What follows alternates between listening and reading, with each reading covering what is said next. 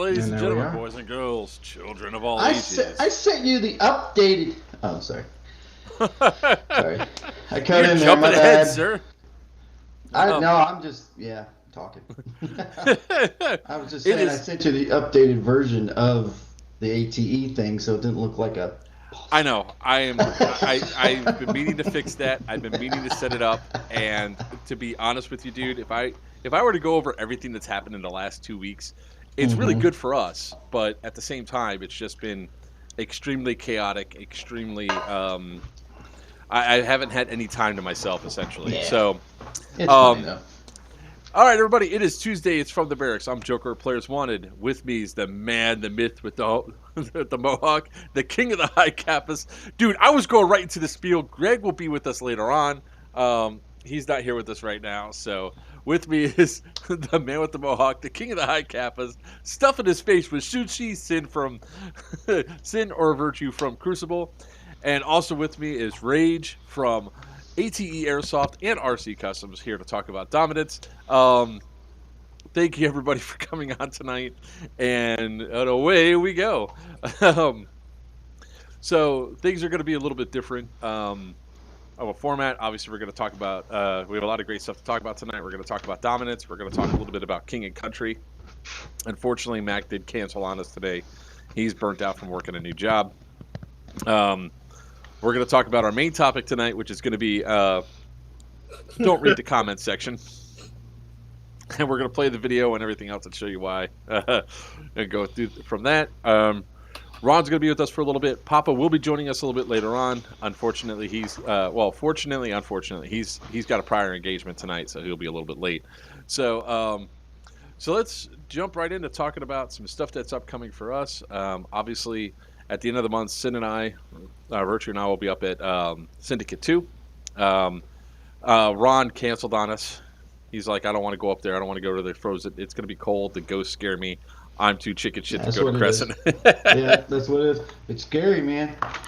The ghosts yell at you there. They do. And then 3 weeks after that, you guys are going to be at. Oh,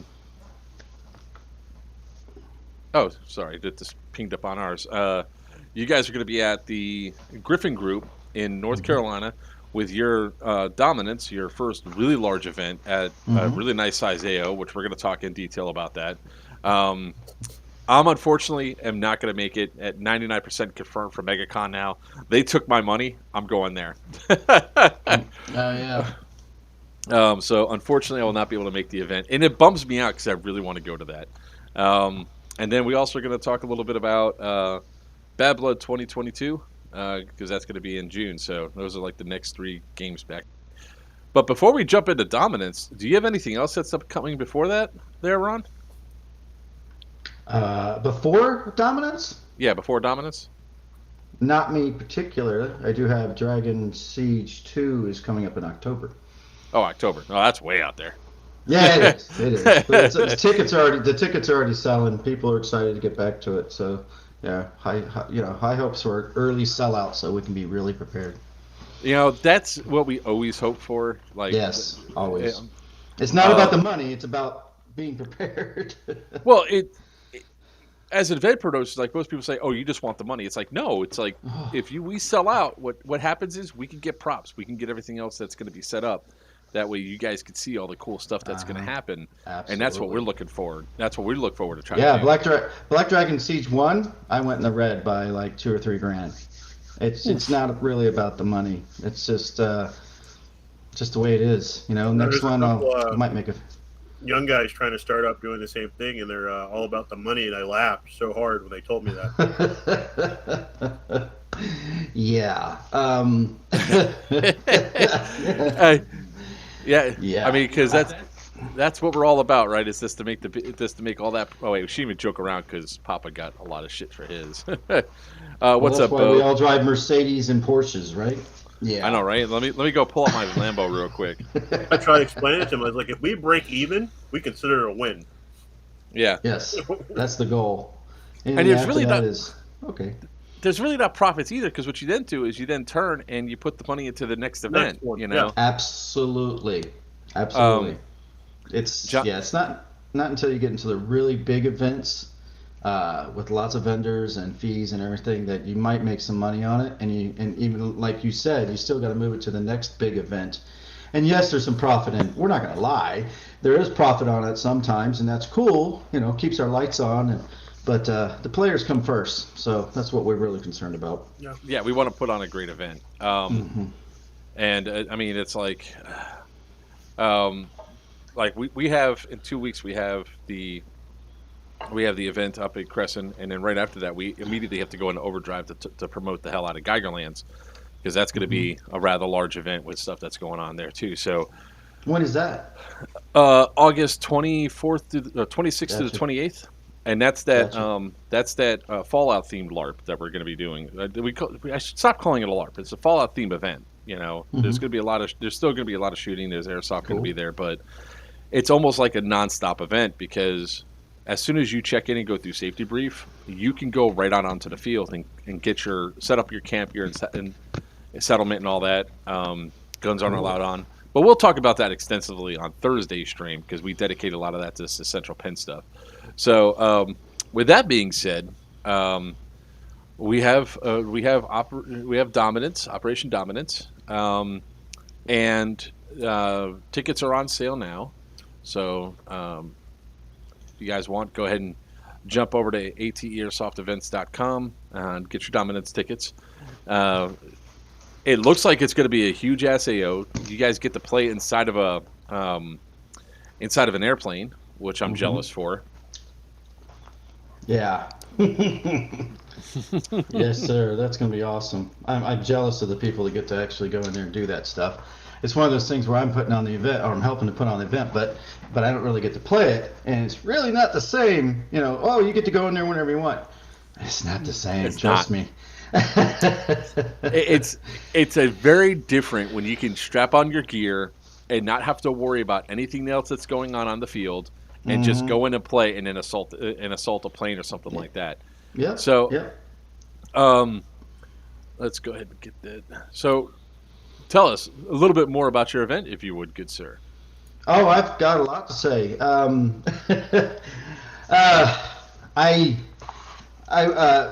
Mr. Rob Wiener came on, and he just put out some of the most important stuff. He punches it out. But as been explained in some of the videos and such, it's just, there's so much going on. If people have been nice enough to watch the videos we put out of it, it's complex. And the op org just came out a couple days ago, which gives people another idea of the complexity of not only the AO but the battle itself. And the op org is, the op org was 7 pages long, something like that. Yeah, and it comes with a map to give everybody an overview of what's going on. And if you read through the op org, we're putting all of our efforts into it. For the players, it's more work for us, but it doesn't matter. The quality of play for the players is most important. But as you already mentioned, it's out at the Grafen Group training facility in Maxton, North Carolina, just over the border from South Carolina. In fact, it's the first exit off of 95 when you're coming south. It's like, oh, you're in North Carolina. Oh, take a left. Well, let's see. There is a fact about the AO that hasn't been announced. It is 500 acres. That's how big the AO is. Damn. In fact, 500 acres is huge, and we actually had to shrink down the play area to so people weren't walking forever before they saw any action. We shrunk it down a little bit so people can actually get into action right away. And this is actually the op org the map for the event. And the AO is, it looks, if you haven't been there, you might think, it looks kind of small. No, it's massive. It really is. One of the photos we introduced showed a 500-foot block on a measuring stick kind of thing. And I'll tell you what, we considered the size of the AO, and I know players consider the size of the AO and go, well, I just feel like I'm going to be, at times I might have to walk a whole bunch of, a whole bunch of steps just to get back to a CP or whatever. We have troop transports, not only the private ones that if they're qualified to carry troops, they can do that. Plus we have we have 7, 8 vehicles that can transport anywhere from a couple to like 30 people at one time. Because I've been there, we've all been there, we've played, and we don't like to walk if we're way out in the middle of nowhere. There's not really a lot of walking to do if you have somebody running around to help pick you up and get you back to, especially if you got to get back to your CP, which is all the way at the borders of the AO. Plus, each faction has been given a troop transport bus, so they can use, and these buses can't come under attack, so they can be used for picking up dudes. They can be there for taking troops to a certain location and then dropped off to do what they need to do.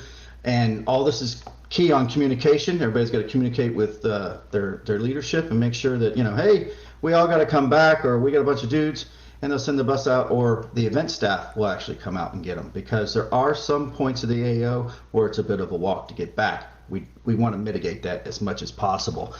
Before I forget, I just re-announced it tonight. The raffle for the free helo operations is happening on the 15th. That's coming up this Friday, just a few days away, and the only people that are eligible are the people who have already purchased tickets.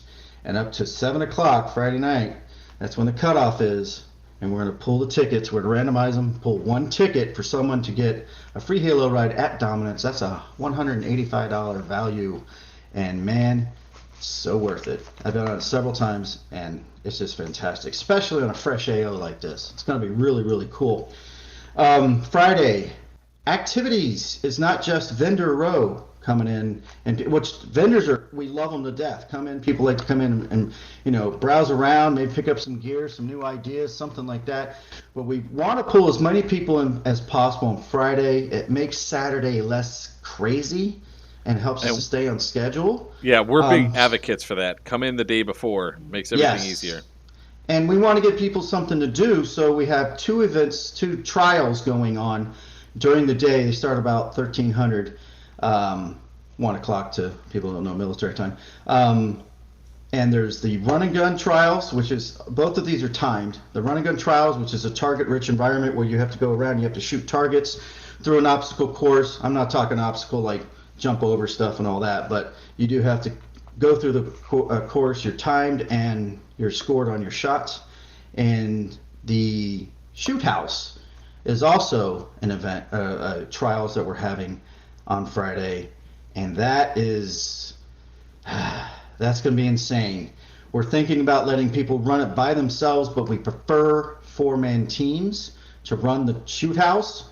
And this is like the last count was 9 or 10 room shoot house, and all different sizes and doorways, and we designed it so, yeah, you even have to have an objective. You have to pick up an objective while you're in there. Shoot house is going to be amazing. The trials are going to be a lot of fun. I'm the one designing the trials, and the run and gun trials.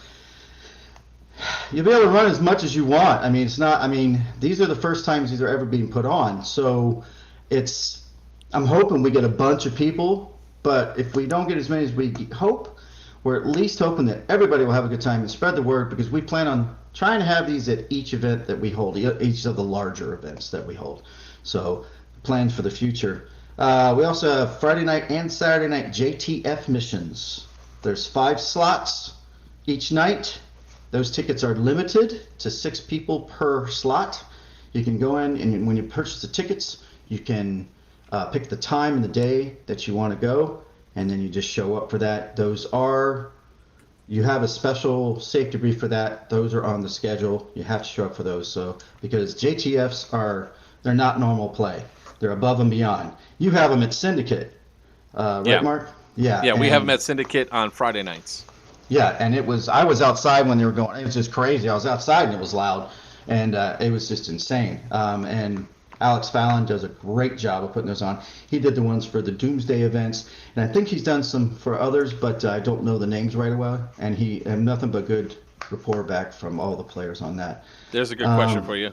Will the admin? Well, it's a pay to play. They're subcontractor, so I can't say yes or no to that. I can safely say if you purchase a ticket, yes, you can. But where else am I going to go with that? It's not like Alex Bounds is here. We have not organized anything for the staff to have special rates or anything on that because that is a subcontracted deal. They do not play to our game style. They have their own. These are specialized night missions that you are required to wear ear protection. And of course, all the, you got to have full seal and all that stuff. You're required to have some sort of ear protection because it is not a quiet adventure. And a secret I've been spreading to everybody is that this is a multi-location JTF mission. You're going to be transported twice. I'm not going to tell you the details and why, but you're going to be going to 2 different places and completing 2 different types of attacks, if you want to call that, sub-missions. Please tell me that if somebody dies on the mission that they have to leave the body behind. I ain't touching it. Oh, no. It's not that dangerous, but it's pretty close. So, yeah, Alex Fallon's really excited to have his team out there. And I've seen their operations from the outside and the inside. Quality. There's a lot. It's great role play. There's a lot of action. They don't go down easily. You have to bring your skills to these JTF missions. We're having the Helo out there as well. Paul, the same Helo that goes to other big events that people may have, joined, like the Doomsday events. He's fantastic. This is a really massive AO, so there's going to be a lot of flying around. And yes, you can shoot down on people. There's rules to that. You have to go through a special safety brief on Saturday morning if you're going to be on the Helo. And that's like half the day, several hours through the middle of the day on Saturday. And when you land, after flying around for 10, 15 minutes, when you land, you got to complete a mission. It's a separate mission from the standard play, and you and whoever's on the bird with you got to go complete it before you can leave, or unless you all die, bleed out kind of thing, then, oh well, at least you had fun. But that's just extra entertainment. It's for the Helo ride. Just the Helo ride itself is just fantastic. So yeah, if you get... That's always, like I tell everybody about this, when it comes down to certain things to do in airsoft, there's certain things that are always on a bucket list that you should do at least once. Ride a Helo is at least once. There's certain AOs that are always once. Like you want to go to Guardian Center at least once. You want to go to GTI once. You want to go to Camp Shelby at least once. You want to come to Crescent Prison at least once. At least twice. At least twice. Yes, absolutely. Those are bucket list items for airsoft for sure. I saw Chris got a ticket. I think it was Chris that got a ticket. Awesome. That's awesome. You're going to have a fantastic time. And Op 4, yes, I know. I look younger. I just knocked 10 years off my age. I look like I could be 42. But thanks for the compliment. So, yeah, the Halo is super exciting, and it's limited tickets on that as well because only so much time, only so much fuel, and we're glad to have Paul out there. He's always done well for AT. And he's actually... Airsoft it's events. not like he just goes in one pattern either. That dude goes all over the place. He'll suddenly, if he sees a bunch of people, he'll suddenly bank real hard. Yeah. And go to where he goes down here. He's not. Yeah, he doesn't fly around in the same pattern. And if there's nobody down there, shoot, darn, there's no. This man does this for a living. Well, I think it does it for a living. I just know he does it a lot. And amazing. He knows what to do to keep everybody happy. So definitely worth it. I mean, if you got the extra bucks, just do it. You will not regret it. Wow. This is Steve Tom, by the way. As long as you don't look as old as Wiener and Bulldog. I don't think anybody can look as old as Bulldog. He's got the patent on dirt. Oh my God, that's hilarious. Yeah, people think that Bulldog's much older than Wiener, but he's not. They're only like a few months apart from each other. Bulldog's been through hell. He's a vet, and he's just had sometimes a rough life, and he's still coming around. And he's just amazing. I've seen that man do stuff that young guys don't want to do. So, bravo to him. So what you're saying is Bulldog's got the patent on dirt, but Wiener's got the patent on water? Kevin Walker, his social security number is 3.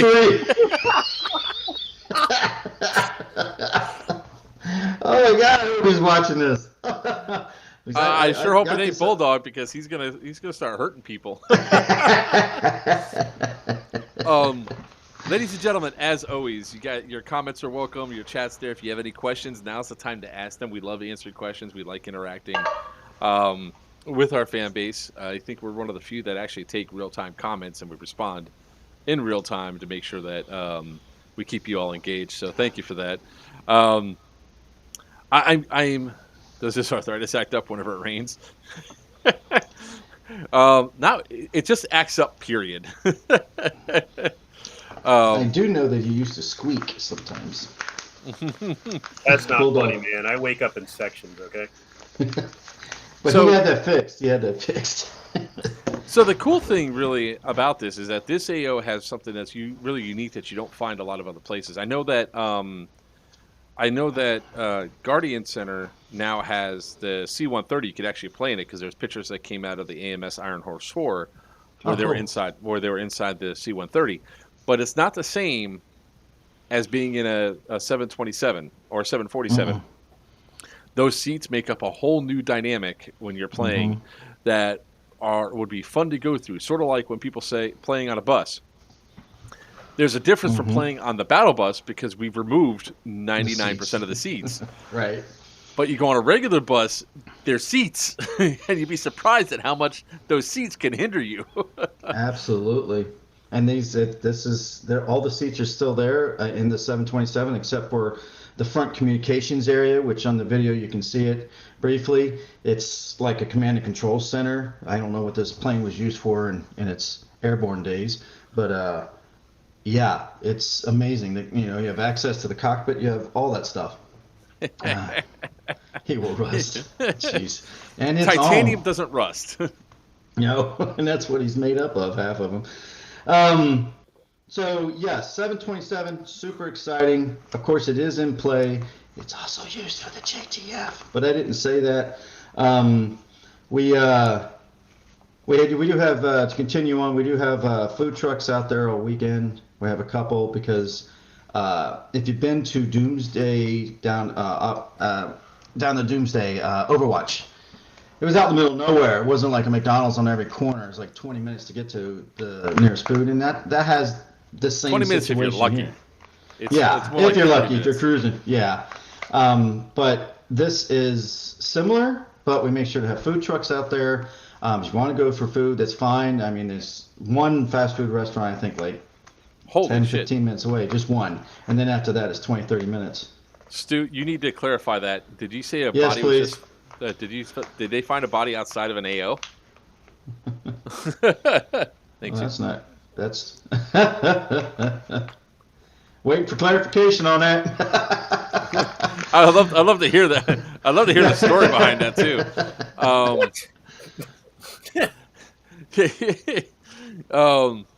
Because there was somebody that I was talking to about another facility, and they're like, "Yeah, we can't have anybody out there for a while.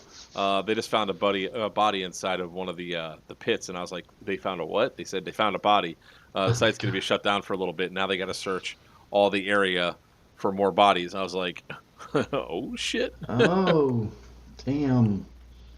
That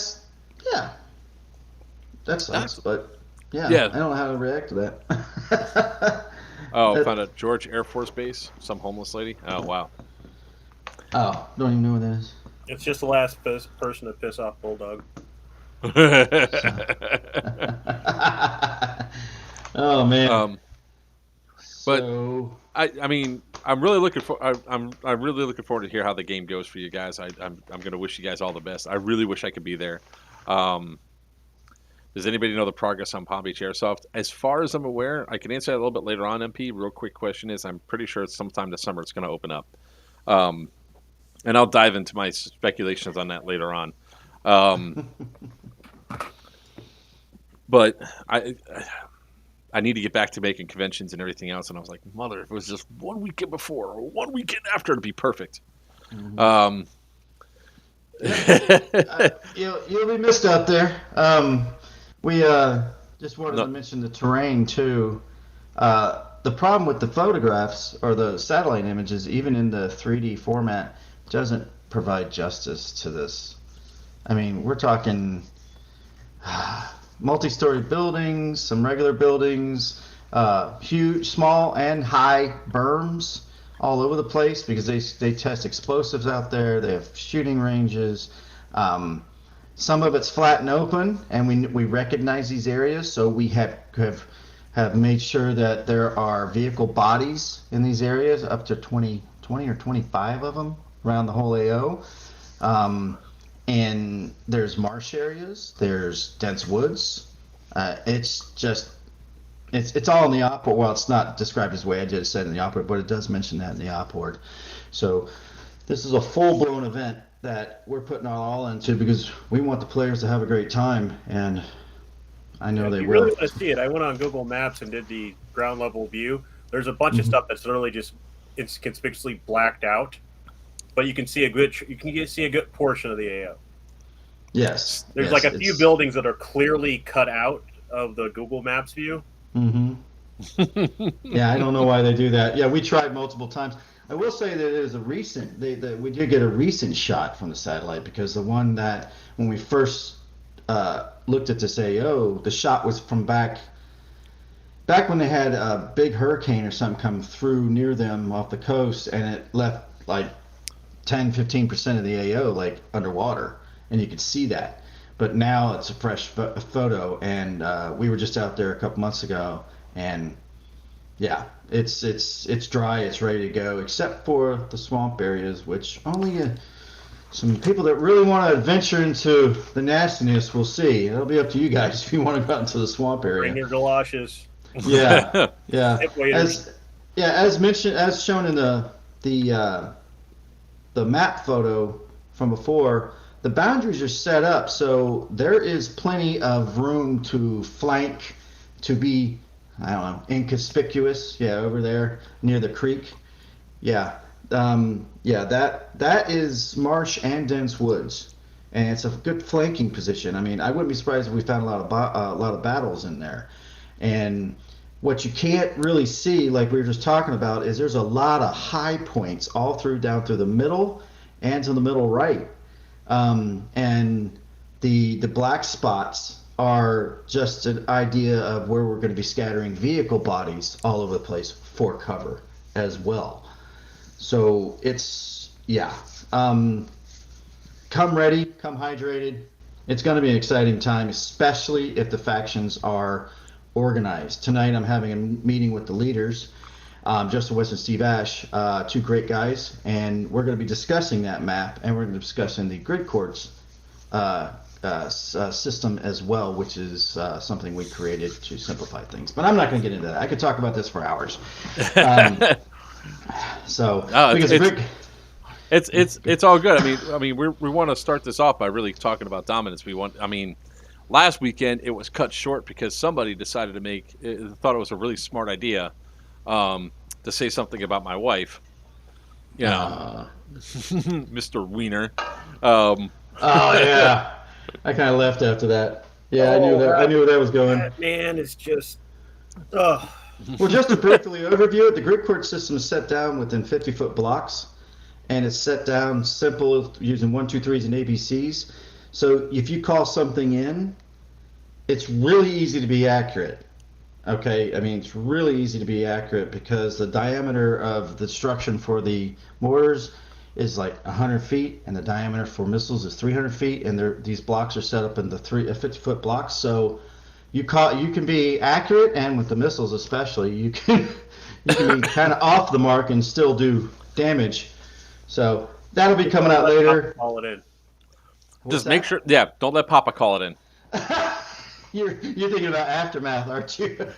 Yes, I am. That was hilarious. Check chat. They beat us to it. Papa, yeah, in this AO, there's no. Well, you can drop it over here at this building that we, kind of nonchalantly named Bertha or something. No, the grid court system is set up so boom, boom, boom, wherever you want. And that's going to be available to everybody once I talk over with the leaders so everybody can get used to it. It's going to be part of the map that they get with the schedule. When you finish your registration, you get a map and you get the schedule on the back. We're doing that to help everybody out. Oh, I forgot to mention the free camping. This is faction camping. It's always been faction camping since the first time we released this. It's faction camping and it's free. It's very primitive. I mean, no running water or electricity, but there's faction camping near their command posts. So that's nice. a luxury. Yeah, and I'm trying to organize day parking for non-campers in certain sections. So, and we've all been there. So if you have to run back to your vehicle because you forgot something broke or whatever, it's not a long hike to get back to your car. It'll be near your command post is what we're hoping. But so we've all been there, and this would be a blessing I'm hoping will work out for us because we got the spots picked up. We just have to get clearance for the day parking only. And at night, vehicles will be near the secure facility at the parking lot. So Nice. Yeah. That Bing Maps, nothing is blacked out. All right, so I'm going to take this apart for a second. One, who uses Bing Maps? Two, who uses Bing? Evidently, Kevin Walker. Well, Yes. apparently they've got.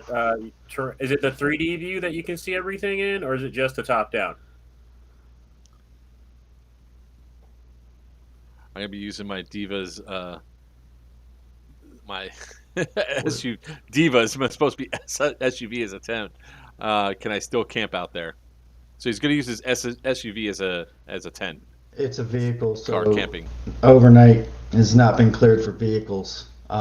It has to be tents or RVs. It's just the way we set it up. I feel for you on that one, and I know people that do that. Contact us and maybe we can work something out. Email us. They make the tents that pop off the back of pickup trucks. Yeah, and it's honestly, I want it to happen. I'd have to make some phone calls to see if we can clear for that to happen, if you're registered as a camper, that kind of thing. So contact us directly and we'll see what we can do. There's your counterpoint. Yeah, I'm gonna go. That's a lie because everything's Google GPS backend now. Just saying. Oh, Before Somehow. I forget, I do want to make a special thank you going out to all the vendors and sponsors that are coming out to the event. We have 10 vendors and sponsors. The reason why I label it like that is because all of them are basically sponsors, but some of them are actually coming out and going to be there to, display products, to, sell products, whatever. And we're working more and more to make sure we get more people out there. And vending is inside this time, which is really cool. So the vendors don't have to tear down or lock everything up every night.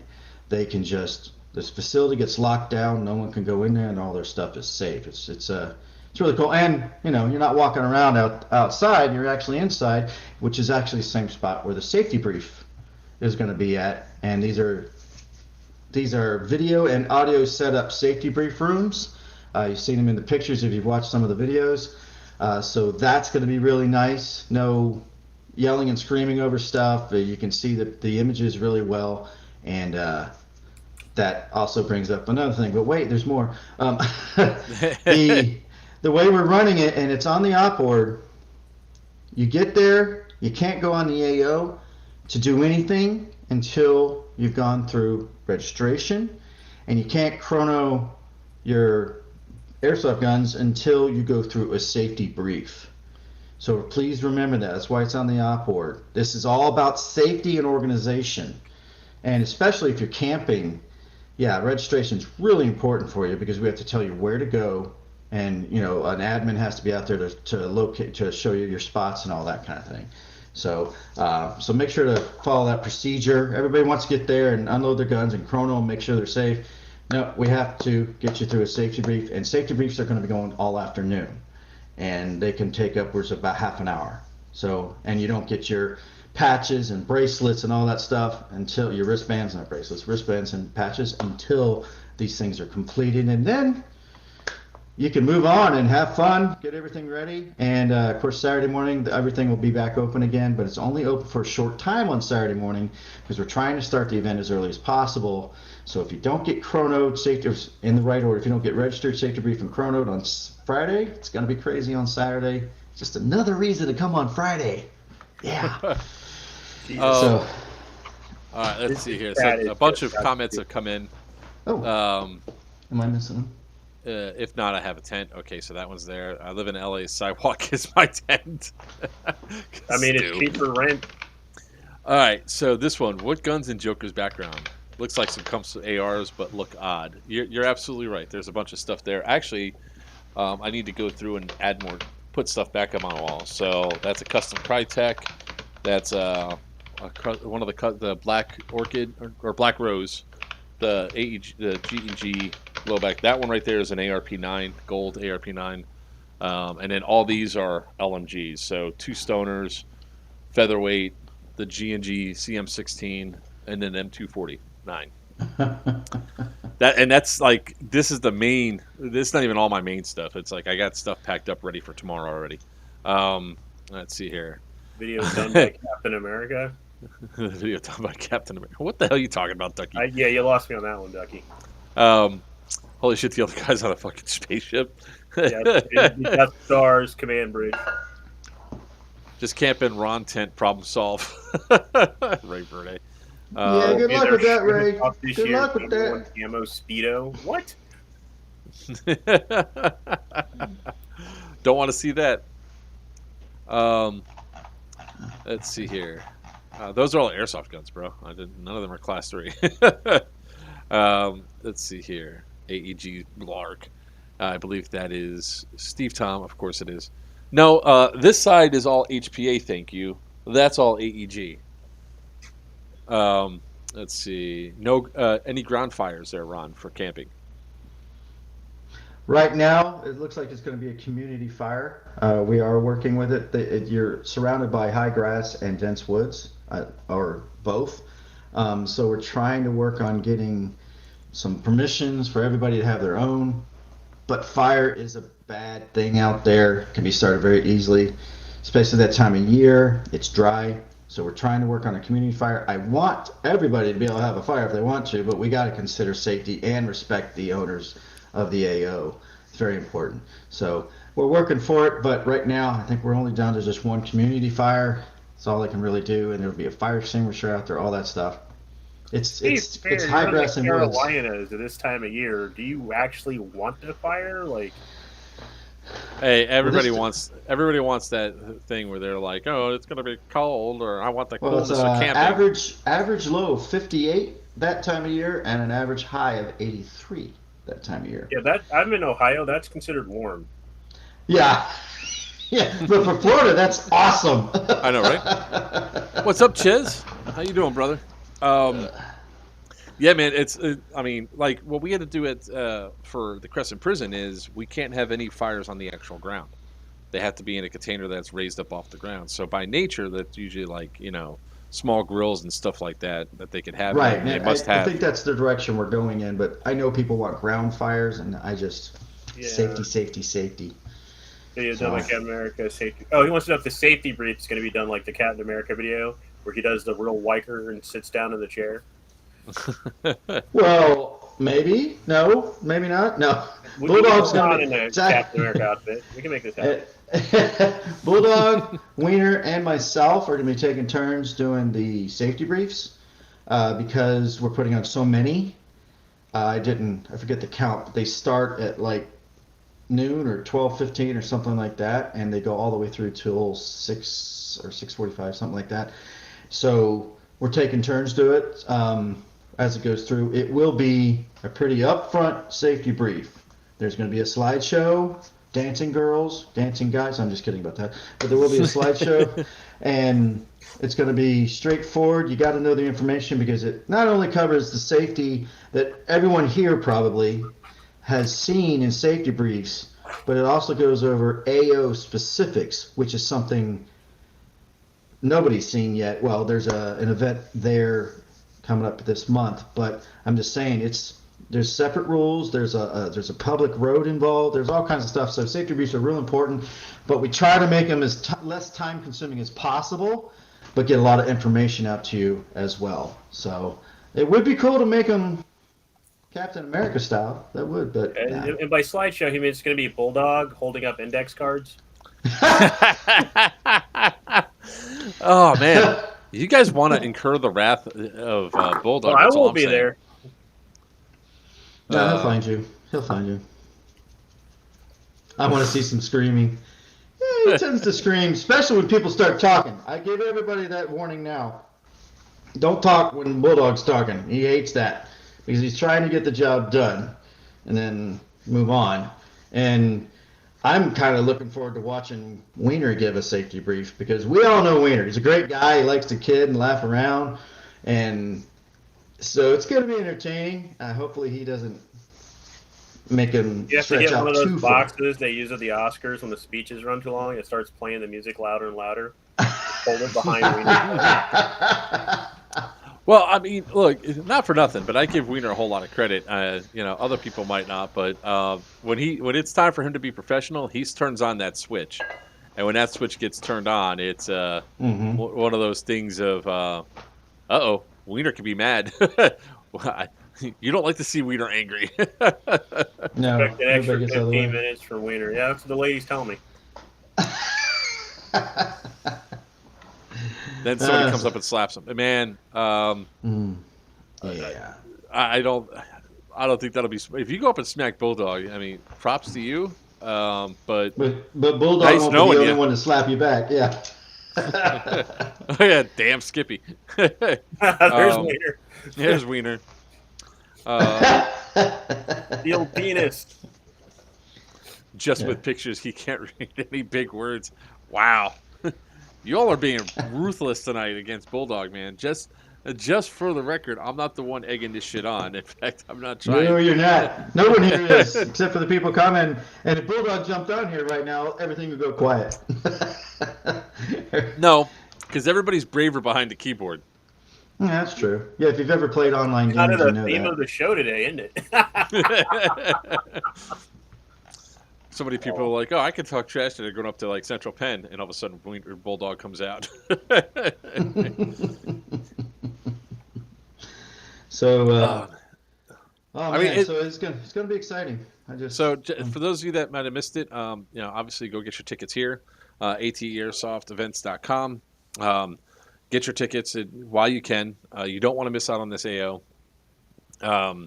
It's really going to be kind of awesome. Now, what's also going to help you guys a little bit is in a couple of weeks, there's another producer who's going to be there. So they're going to be releasing, there's going to be a whole bunch of videos and stuff coming out after that.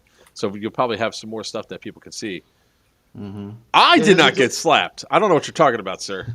Go ahead. It is a different. They hold their events differently. I mean, it's cool what they do. I don't knock them for it, but it is a different genre of play, and many people enjoy it.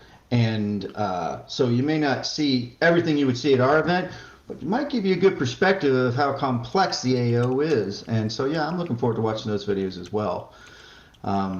That's this weekend. Oh, is it? Okay, so I guess it's this weekend.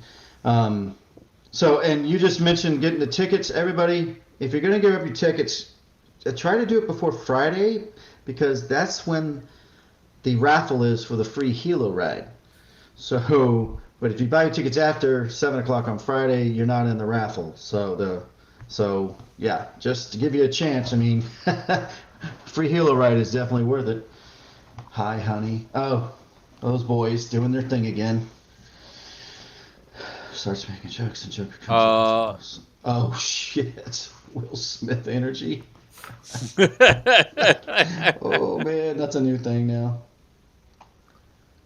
You don't need to see your leg hairs. Oh yeah, it is this weekend. Yeah, it's going to be interesting if they're doing it this weekend because this weekend isn't it Easter on Sunday? This Sunday, right? Yeah. Is it Zombie Jesus Day on Sunday? I think it is. I think it is this weekend. Yeah, I think it is this weekend. So yeah, well, we'll have Easter out there if they celebrate that. That's cool. Everyone, it says, just let everyone pie Bulldog again. No. I put in the staff packet that everyone has permission to hug Bulldog at any time, and I'm hoping they'll spread the word, and so Bulldog will be swarmed with hugs all weekend. Wow, I am so glad I'm not going. It can end one of two ways. Hilarious. No, it's going to end one way. It's only going to end one way. And hilariously is not a word I would use. Depends. Homicidally would be a word I would use. Hey, man, you can't spell slaughter without laughter. Yeah, it depends on the kind. Yeah, yep. I don't know. I think it'll be funny. It'll be funny to watch, not to stand around and see what happens afterwards, but it'll be funny to watch while it's happening. He will stab me if I hugged him. Well, that's my little gift to Bulldog for being such a great guy. Absolutely. My little joke on him. Yeah, they're making me bring the Tootsie Pops. 2 bags. That's their things, Tootsie Pops. That's definitely I don't know what they're going to do with them. I have no idea. But, oh yeah, I always forget to mention during any of this stuff. Of course, this is like a lot of events, there's a big raffle at the end. Because, just like, most events you go to, the vendors, sponsors put in stuff. I know I happen to have the in on what's going on with RC Airsoft. We're giving away at least 2 guns and a bunch of little stuff. So, yeah, it's going to be a cool raffle. It always is. I mean, these big ones always bring out good stuff. So, but you have to be there to win a raffle. You can't leave and expect somebody to and call out your number. Nope, you got to be there. 3 bags now. Great. What did I do? Now I got to bring 3 bags. Great. If I keep rolling. If I roll on this point, I have to bring a whole case. Yeah, might as well. Might as well. So, let's see. Raffles are some of the things that people come out there for, and a lot of the cool stuff out there. I know we have some cool stuff coming at the end of the month, so absolutely, that's gonna be great. Again, I'm really upset that I'm actually missing this event. I'm. Yeah. Wait a second. We'd let you drive a bus if you wanted to. You're excited about that. Hey, look, I have fun whenever I'm doing this stuff there, especially because I can yell at people with justification. Yeah. Get out of the way! That's always a little stress reliever. Tactical. Oh God, Ray, what did you do? I hear RC is bringing lube to lube up Wiener's nipples. Dude, really, dude. Really, Ray? Really, Ray? Really? I'm flipping out and going to PA. Yep, I am wimping out. I have more pressing details to deal with. But that's okay. You guys get Bulldog and Wiener in their, in all their glory. Well, as we start transitioning and going through all this different stuff there, like I said, I'm gonna miss out on that. Right. But I do have to go to MegaCon. I do have to make money now that the cons are finally opening up. I actually have to now adult and be an adult. Quit playing around. Yeah, and then I might be able to tell you something really cool tomorrow if we get the letter and the email and all that. We have some really good stuff that's coming in that I can't disclose publicly, but I could definitely do it privately. That's been taking up a lot of my time. It has to do with Damien and his positive. So, very cool. Yeah. He's it's really funny because I'm going to be out of town now for my anniversary, Damien's next surgical consult, which is to lengthen his tendons, and his birthday. I'm going to be gone for all of it because I'm going to be gone for 10 days when I go up to the thing. Adult in the Wiener's poking. I've Wiener's got poking. Wiener's 5 weeks I'm gone coming up here. Yeah, but it's a little bit different because you're used to doing that. My family has forgotten what it's like when I'm on con mode, and I'm gone 40 weekends out of the year. No. Hold on. Have they forgotten or they miss it? No, they've honestly forgotten. No, because when I went to Crescent back in November, a day after I left, the phone calls started coming in every few hours just to talk. It's really oh, you miss me. You really miss me. Cyborg is doing fine. He's in his room right now cursing at Halo Infinite. So, fair enough. But and actually, it looks like that we actually have his action track share. It'll be ready by the end of May. So that's even better news. Cool. And then the other cool stuff that's coming from it too. But there's something I wanted to show, and it happened last Wednesday at Miami Airsoft, and it's not the video that we're gonna talk about the comments on. No.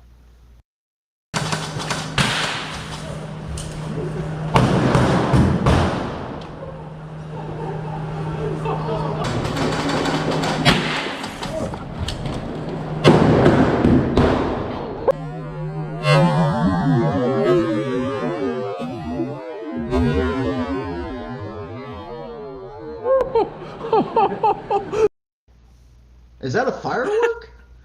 What was No. that? Is that the fucking triple banger? That's the quad banger. That's the Oh. M11 from IWA International Inc.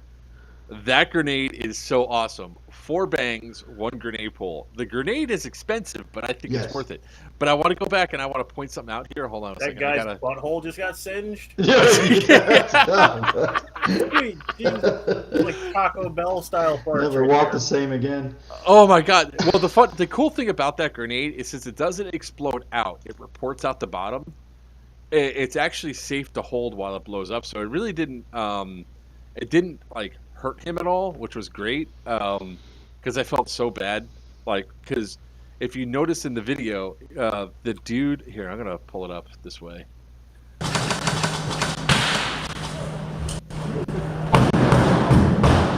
What? Why did he go down? The guy in the tan plate carrier Yeah. knocked the grenade into his chest. Like, I toss it, and the guy goes down, and it just knocks right to his buddy's ass. But that's not the point I really want to point out, because I just knew I was playing the video. I wonder how this doing anybody. Okay, Stu, nice. I mean, I just want to know, how's this dude shooting anybody? He's got no maggot. In fact, it's in his hand. Well, the guns still go. That still makes noise, so he must be shooting. What? It's not like a micro mag or anything. One of those little 20 shots. No. That's it. That's an empty magwell. That's an empty magwell. That's great. He's probably yelling at somebody that they're not taking their. I hit you! I know I hit you! So he's got the comment of the night, man, right there. And now he reports out the bottom. I love those. I love those 4 bangers because people are just not expecting it. And the downside with the IWAs is that people think because of how loud that the percussion is on it, they think your grenade has already gone off, and I think that's why they jumped or whatever. It was just great. It just.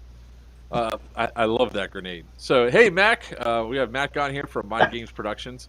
We're going to talk a little bit about the other. You got to take off, Ron? Or you? Yep, I've got another meeting here in a little bit. I got to get ready for it, but thank you so much for having me on, Mark. Virchew. My pleasure. Awesome seeing you again, man. It's you, brother. I'll see you guys soon. Be good. Have a good one. All right, let me put myself back up here. What are you doing tonight, sir? Hey, thanks very much, and thanks for the flexibility. I was kind of on, then off, and popped back in, but so thanks for your flexibility.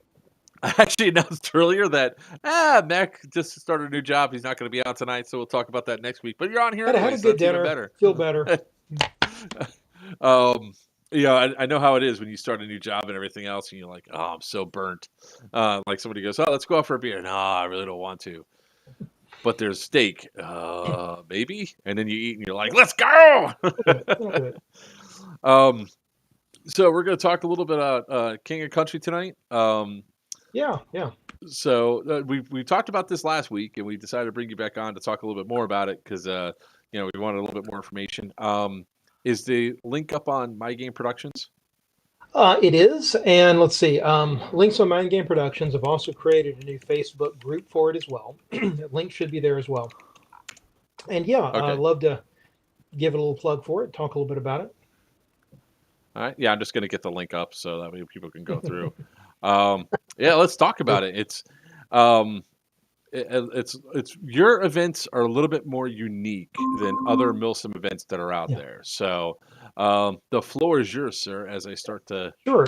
Yeah. I mean, one, I mean, they're somewhat unique in that, our Milsim events are light Milsim events. I mean, they're not. I mean, we have our pure LARPy, fantasy, sci-fi events, and we do have our Milsim events. They just tend to be, they try not to make you as intentionally miserable as some Milsim events. I think try to for the experience. We try to have fun with it.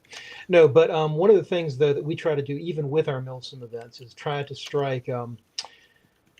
I guess just we used to follow the traditional Milsim model for many years, and started to get running out of ideas of who America's fighting this month, and just coming up with those cool. After a while, I was like, oh Christ, how many times can we go after this country or that country again. So we started actually exploring the realm of alternative histories, and it kind of keeps a little bit in the same vein of some of our more alternative events anyway. But even our Milsim events, not all of them, but many of them also sort of explore these alternate what if histories. I mean, the America series, which I know you've been to a few of those. We did 10 years of the America series. I'm taking a little hiatus on that for right now.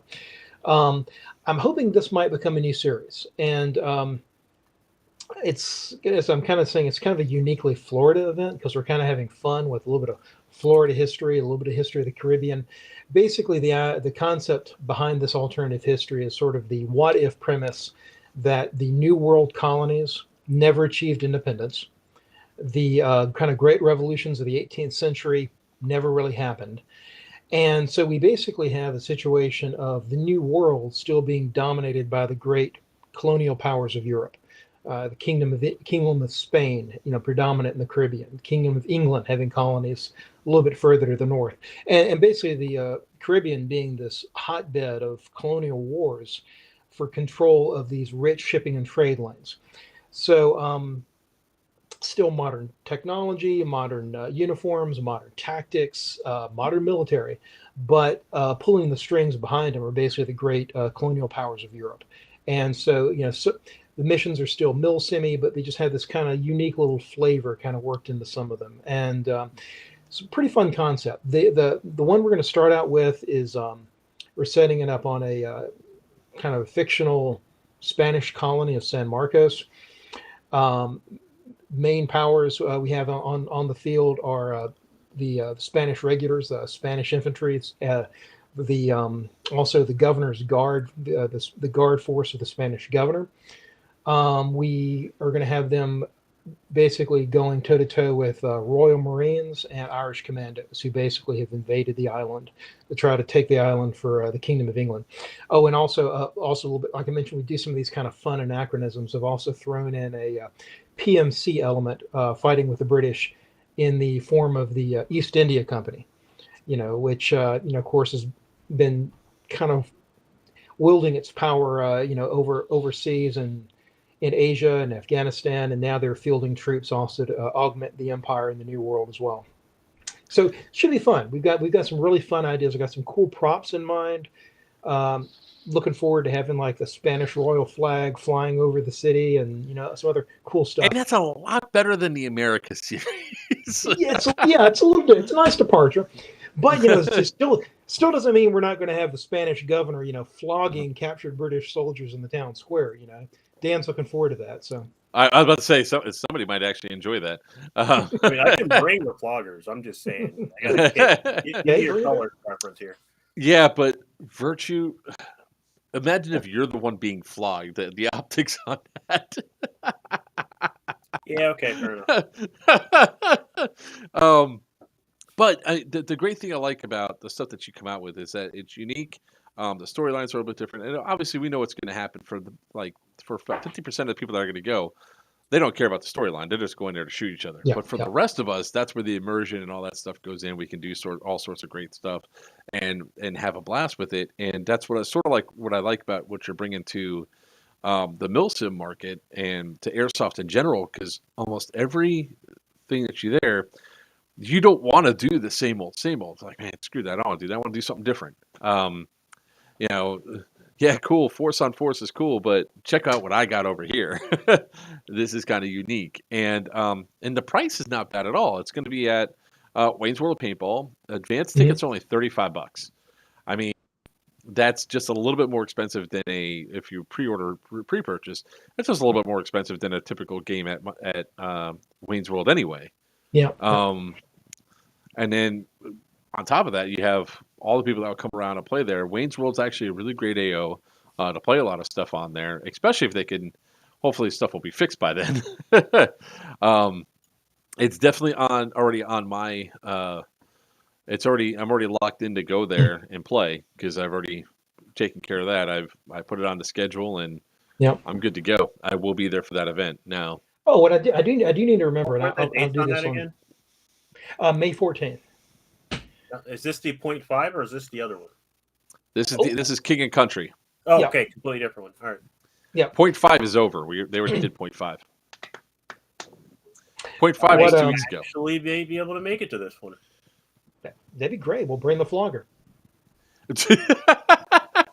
Don't tempt him beatings because he will. The beatings will continue till morale improves. Hey, what's up, Cam? How you doing, buddy? So I had a train of thought, and then Flogger just went everywhere. Hit it. Now, are there going to be dedicated CEOs this time around? Sorry, dedicated. Well, yeah. Well, I've definitely got the Spanish one. I still need to get one lined up for the UK. So I'm kind of waiting to see which groups sort of start drifting into the British lineup. Of course, obviously, people can. Some of our regulars are more than welcome to shoot me an IM. There are a lot of folks that I know, from the regular crowd. But yeah, I would like to put someone in charge of the Brits as well. But I've got kind of got Dan, Dan Monzon in my. He's a former real world former Marine, good guy. He's a lot of fun. He's also really always a blast with these character roles, and we're putting him in as a Spanish governor. But I need to get a head of the British Royal Marines in. There's always Christian for that. Oh well. I mean, yeah. One thing I do need to put a shout out for, and I'll just put it out in some of our usual venues too. Again, while this is this is not one of our LARP events. We don't have the economy like we do at the Wasteland Games, but I will have some room for to work in actually a few creative NPCs. If anyone's like, hey man, I'd love to come, but honestly, I want to do a character, or boyfriend, girlfriend coming in. So I could definitely have some fun working in a few villagers. I'm totally picturing like a the kind of a Dominican abbot, begging the governor for clemency from time to time, shit like that. So yeah, I can have some fun with it. But for the most part, it's just going to be straight up combat missions. But if I have the opportunity to work in a few NPCs, I'm sure I can have some fun with that too. Yeah. I mean, boys, if my boys are listening, either Outcast or Iron Rangers, it's kilt time. It's time to break out the tacticals. Jesus says hi. Hey, Jason Francis, what you excited Irish for? Commando faction, yeah. And they can run Commando for that matter too. Oh, it'll happen.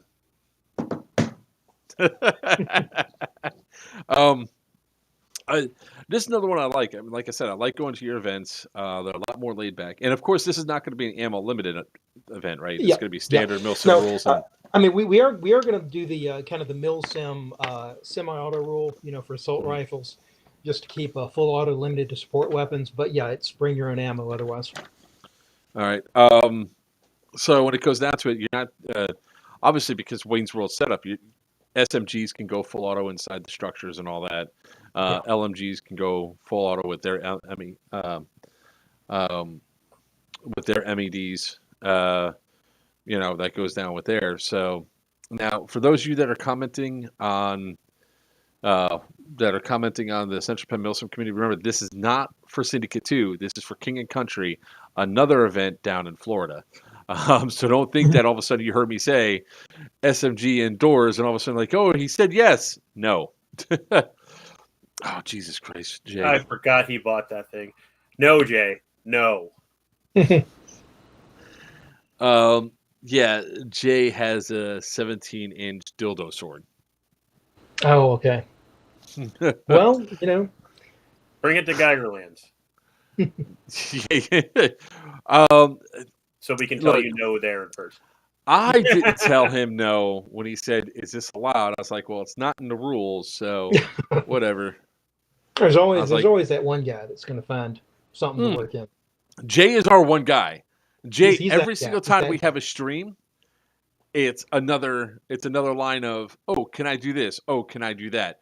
Like, before it was like riot shields, and we're like, no, Jay, no riot shields. Yeah. So he asked 50 different ways on how to do a riot shield. Then he goes, can I have an RCXD? And I'm like, why? No, you can't have a remote-controlled Claymore mine rolling around the field. So speaking of which, is there anything really going to be restricted there when it comes to King and Country, or is everything going to be pretty much wide open? For the most part, pretty much wide open. I also have been under the impression, well, from what I got from Jonathan Rollins, that the use of smoke on the field, I understand, has been getting a little bit more liberal. For a while, we're super tight about use of smoke at Wayne's World, but I've heard from the authority from Jonathan that as long as it's being watched, I mean, if you throw smoke, you can throw smoke. I wouldn't throw it in buildings, and Yeah. there's still need to be players around to have eyes on it to make sure that there's no fire that breaks out. But apparently, at least it sounds like they've been getting a little bit more open with it. Um, you They, know, wait, they had restricted smoke there? well, for a while there'd been a few fire incidents out there, and so for a Hmm. while they were uber strict about really just wanting admins to deploy smoke, and so apparently that's loosened up a little bit from what I understand. So that's nice because there's nothing like a game with a lot of smoke out there. That's great. Well, me and smoke right now are not on talking terms. Because that's actually one of the videos that we're going to show. That's like the second half of that's our main topic tonight is don't read the comment section. Mm. Or never read the comment section, because I posted a video up, which is still going viral, which I love. 6.4 million hits so far. Somebody popping a smoke at Miami Airsoft. Um, and Oh in the yeah, I think I didn't watch the video, but I saw it post. I saw the post. Yeah. So we're actually going to be talking a little bit about it because of the comments that went through there and everything else. So it's like people literally, like before with Central Penn, they were like a lot of people asking, why can't we just throw, or even at an Iron Claws event, why can't we throw smoke right in front of the door? Well, it smokes out the entire building. Why is that bad? It's bad. Those are the people that have never actually been stuck in an enclosed space with a smoke grenade. It gets Yeah. Do you like breathing? So, because of King of Country, because it's becoming more and more prevalent everywhere else, are you allowing like tag-in launchers to be at the event? um. Well, yeah. Yes. Tag-ins are always one of those that are tough. I mean, I'm totally fine with people like firing tag-ins. Well, yeah. So hypothetically, if somebody had a bazooka that could fire tagging rounds at vehicles, Well, would you allow that for vehicle targets? there's no vehicles at his event. Well, there's normally not. Someone is actually asking me about bringing out a technical. You actually can have vehicles out there. They just need to have a particular type of insurance. And so I usually people that ask me, I always advise them, okay, call Wayne's World proper, talk to Jackie. There is a specific insurance policy they need to have because I Commercial know insurance. some of the bigger paintball fields out there have like tanks that they bring out, and so it's possible. It's just that not every player has it, but some do. We actually have had. I mean, it's been a few years. God, actually, it was an America event a few years back. There's this one player that had a pretty awesome car built up to look like a tank, had a turret and everything. It's pretty crazy. So we've had Yeah, them before. It's been a while. typically you need commercial liability insurance on a vehicle, commercial liability auto insurance. Um, uh, and so, I mean, I know because I have to have it for the battle bus and for the battle bug. And which that's another thing I got to do tomorrow is I got to call the technical schools to see if any welders want to build the platform for me in the battle bug. But you need to have that specialized We need insurance. 2 golf carts. We need 2 golf carts with mounted LMGs. So, and you need the commercial auto for liability. You need like usually 1 million to 3 million, like 1 million, 3 million aggregate. Now to answer the question for Jason Francis, would you ever have events closer to Idaho? If I could find a location that I could host an event at, sure, I don't have issue with traveling. I'm in Florida and I run an event in Pennsylvania, so usually it has everything to do with, I don't know about Mac, but it has everything to do with logistics for the area that's there, making sure you have support staff in place and travel and everything else that goes with it. Mac's got a real job. I don't. I sell board games at conventions. I don't have a real job. So What I'm asking about is mostly because of there's been so much controversy over the last couple of months, like the next 3 or 4 months, and I think even happened at another event recently, where people are using tag and launchables Yeah. as anti-personnel devices. So that's one of the reasons why I'm asking the question, Yeah, because yeah. we have, The reason I've been dodgy on it, because you're right, because I guess I need to put it in our rules pack, and because it's not, that's like, oh yeah, you're right. I don't have it specifically addressed. Um, it's come up before, and you're right. I think let's say I really don't want people firing tagging rounds at people. That's the bottom line. If we had vehicles, absolutely, they're great against vehicles. Sometimes people ask, well, what about can we what about hitting it in the building? Yeah, but I don't know. I definitely think the tagging rounds are really better at the big milsim events when you've actually got teams with Hummers and trucks and things like that running around where you've got some harder mobile targets. yeah, and that's part because like at Greg's event, North vs South 3, the kid took a tag shell right here on the side of his face and it blew apart Mm. his eye pro. Now, Oh, luckily, he had his eye pro on, but it was a dangerous situation.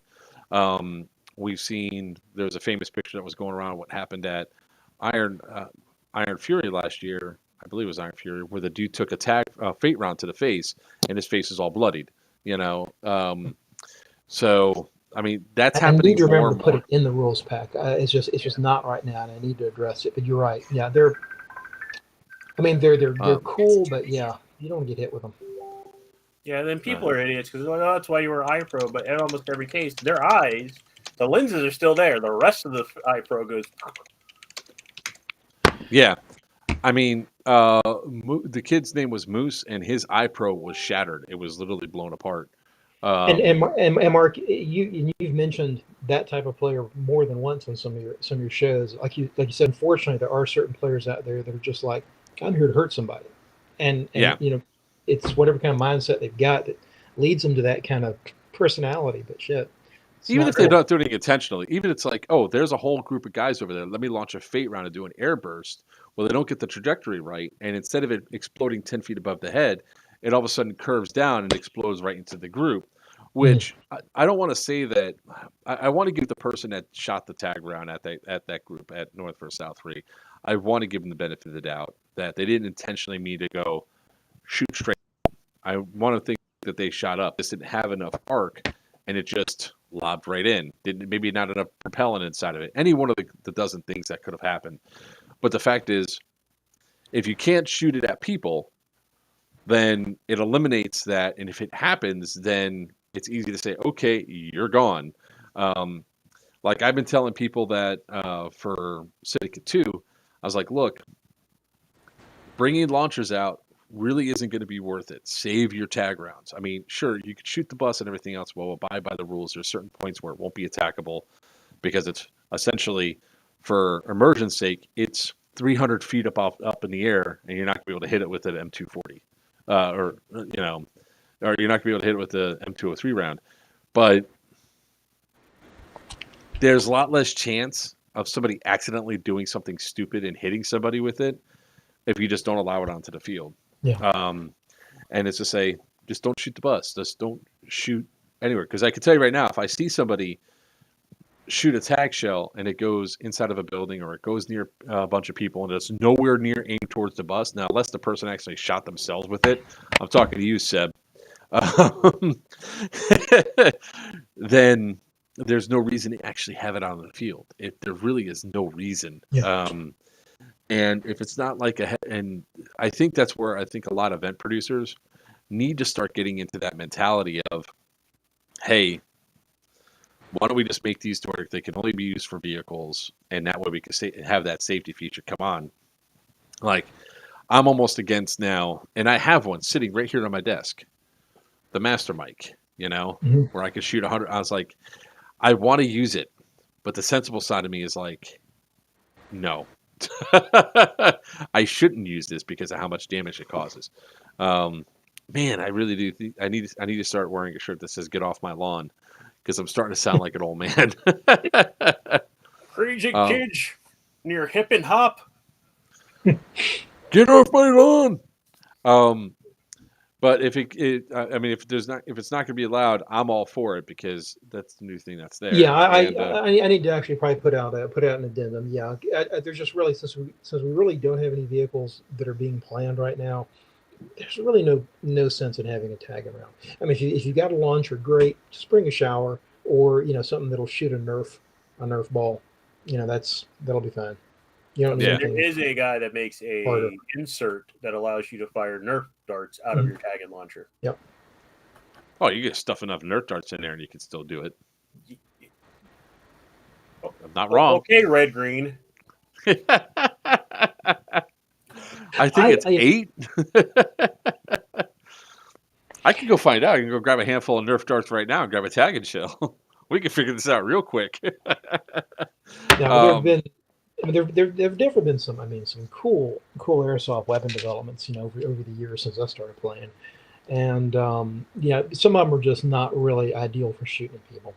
I still really wish there was. But again, I can't think of a realistically safe way to do it. But it'd still be fantastic to have an effective mortar system. But there's just no safe way to make it really good. A nightmare. Yeah, but God, sometimes you want one so bad. The tag one, they have it. The tagging ones, but the problem I see with it is that people are not expecting it something to come straight down. Yeah. And so many people do not wear a helmet. Right. And I can only, I guess they don't weigh that much, but even still, it's like, bah! I concur. I'd be a little nervous about people firing those on the field, but I'm just saying it's a bit soft, man. Back in my day, we played lawn darts without helmets, and we did just fine. I totally want to bring lawn darts back just for the sake of bringing lawn darts back. They did. Just for the fun of it. They did. There's a whole actual safe version of lawn darts. They used to sell them at Fry's and before Fry's closed. I don't want the safe version. Oh, you want to just traumatize some children? Hell yes. Or do what should have been done is you don't advertise it for kids. It's adult toys. Yeah. Actually, there's a guy who's up on the Airsoft 3D printing forum that actually has a projectile, and he took one of my ideas, and it's brilliant. It actually whistles. There's been a few of those that are. I've been seeing people do that more and more. Yeah, because it's twofold. One, yes, it's an aerial thing coming in, but the loud whistle alerts people that there's something coming in. Yeah, well, that's cool. A few fields allow him to test play with it, and honestly, they've had 0 injuries in the last year of him testing it because that whistle alerts them to look up or get out of the way. Yeah, but it's still got a kill radius, so it's not like the whistle invalidates it. It's more of a safety feature. Mm-hmm. I like those Kush launchers. Those Kush launchers are really cool with the rockets on them and all that. They shoot the Nerf rockets. So and they have some range to them. Scott Benson took out the Battle Bug I want to say a dozen times at Iron Fury. It's great when they're used correctly. So and they're used a lot at Folder Gap, Command Decisions. They have it where they have foam darts and everything else. The foam rockets that are in there and they just shoot and they do really good. Those things are kind of cool. But yeah, some of the stuff that's been coming out lately. I like some of the innovation, but I also hate it, like that Flak 10. Otherwise, you missed the last couple of streams where we talked about this. This is a classic case of the Jeff Goldblum syndrome, as I like to say. Of they spent so much time thinking that whether or not if they do a thing, they didn't think about if they should. Mm-hmm. And it's bad. It's bad. It's basically 10-round shotgun with an adjustable choke. So you can get a grouping about that big of 10 BBs, center mass. But the problem is it's variable FPS based off an Allen key that's inset into the top of the gun. So there's no way to secure that, so they can't crank up the FPS in the middle of the game. Because the guy checked in at our field and it chronoed in at 230, 240. He went out in the field, cranked it up, and when we re-chronoed him because there was an issue, it came in at 500. Yeah, I got shot with it. It hurt. I was bleeding. Yeah, it's just like the Strifer, which is just a BB hose. Yeah, I was about to mention if anybody remembers the old, like, was it the Strafers? Remember those? Strifer, yeah, Yeah. that's now classified as a less than lethal defense Yeah. option. Yeah. Yeah, 1,200 or 190 BBs per second. And when you stop pulling the trigger, it It still keeps going. fires. I think actually, I know a guy. He used to play years ago out of South Florida. I think he's still got one. He hits me up from time to time because he's got a lot of classic gas guns, and he's always hitting me up from time to time. Hey man, do you know where I can sell these? There's not really any good internet marketplaces for them, but I think he's got one of those Strafers, and he's got a Best couple use of I've seen for the Strifer was somebody used it with a tracer to simulate a flamethrower. But they actually they put the Tokamori FPS reducer on it to drop it down, and then it was a BB hose, but it was like shooting at like 250 FPS, and with the red tracer BBs in it, it looked like a flamethrower. It was really awesome. That gun is just insane. So with that being said, I mean, again, here's the link for King and Country, guys. So if you guys are really trying to get want to come down for this, it's going to be a really good event. It's going to be, and it's relatively inexpensive. I mean, $35 for all day play for pre-order, or $40 at the door. Which of course Mac is always appreciative whenever somebody does it pre-order, because it gets a much better notification and numbers. I'll definitely be there playing. I don't know which side. I'll know what side I'm playing when we get closer, especially when we have the color requirements and all that. In other words, you can put me and my boys whatever side that you need us on to balance things out. So looking forward to that. But the thing I wanted to show off, which is like the next real big topic of discussion, was the main topic here. Don't read the comments, and it's based off of this video. Yo, who threw a smoke? Who the fuck threw a smoke? Where is it?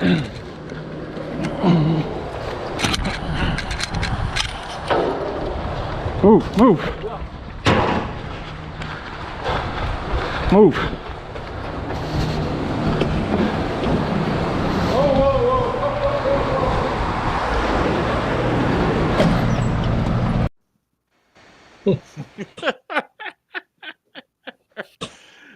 Hero for removing it. Yeah.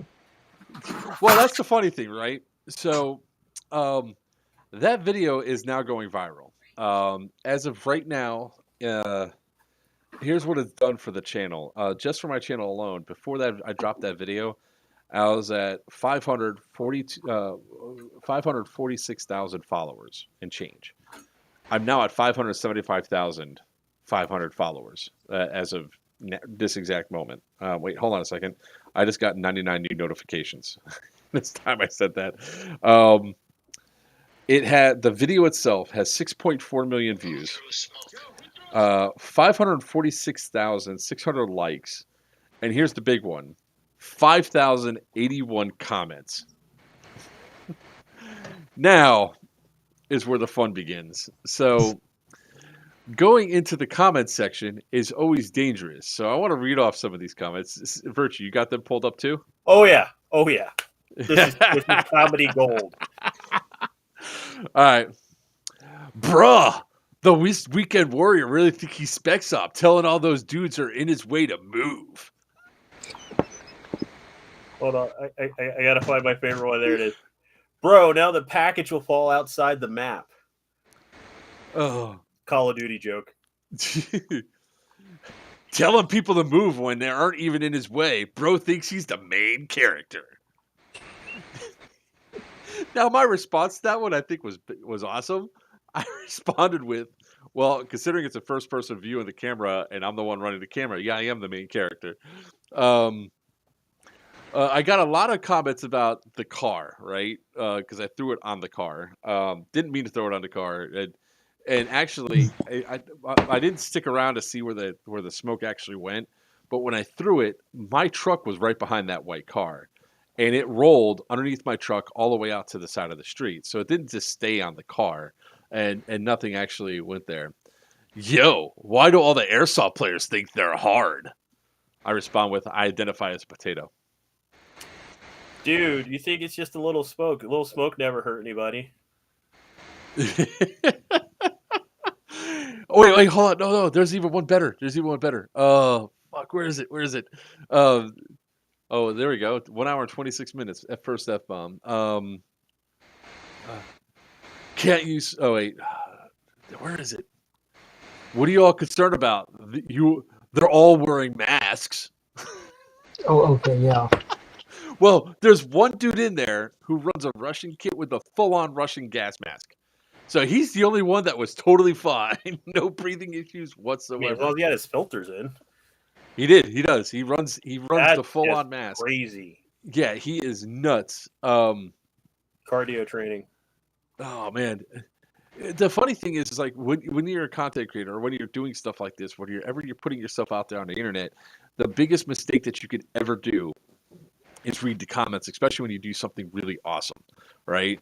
And then you go and you start reading the comments like, I feel like a piece of shit.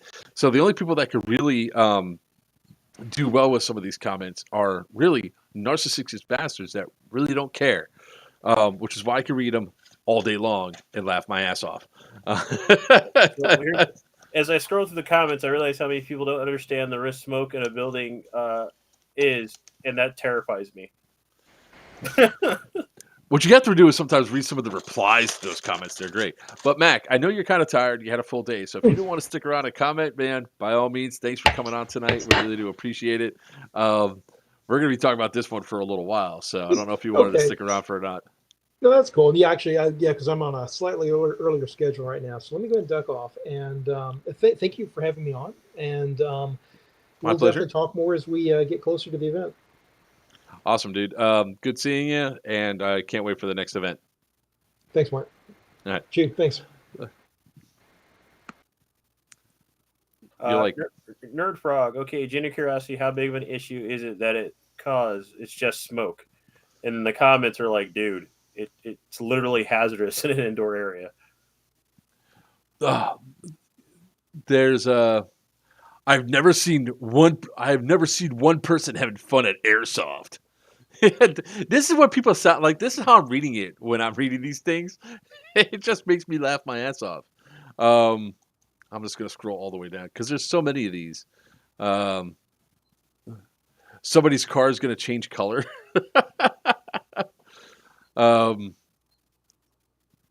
Let's see here. Where's some of the other fun ones? Oh yeah, this one's great. Please move or excuse me is better manners. Plus, it's just airsoft. Whatever kid you kids play. So many people got mad that I was yelling "move, move, move" instead of "excuse me, please step out of the way." The sheer amount of people that are like, it's just smoke. It's just idiot. Like the one guy, so you can't use smoke indoors. And then one guy keeps replying to all these people going, "Are you dumb?" There's another bro thinks he's the main character.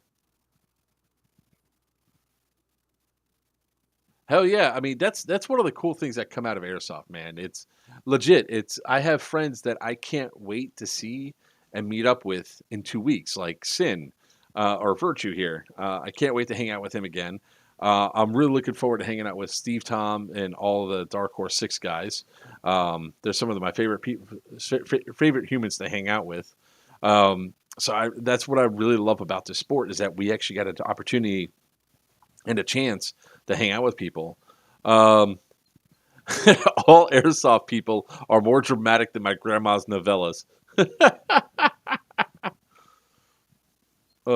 There's more people concerned about the car. I know, on the white car. Ever heard of Move Please and Thank You, Daddy?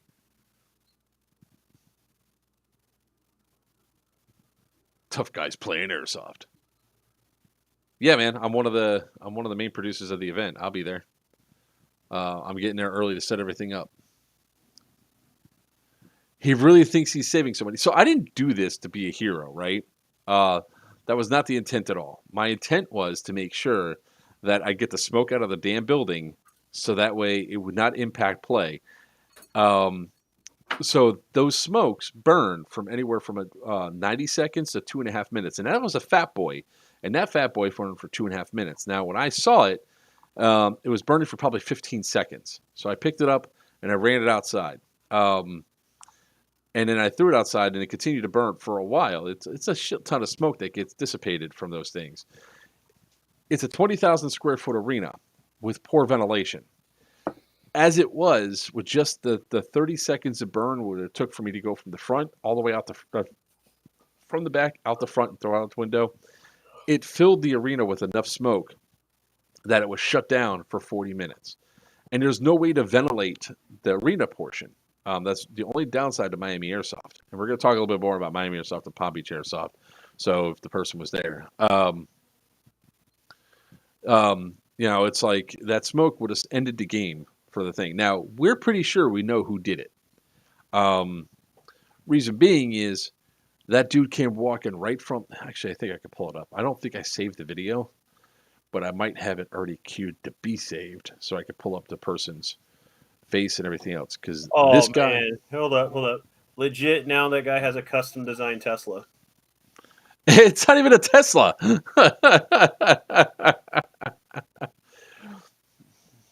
What's the matter, bud? No? Ange! She can.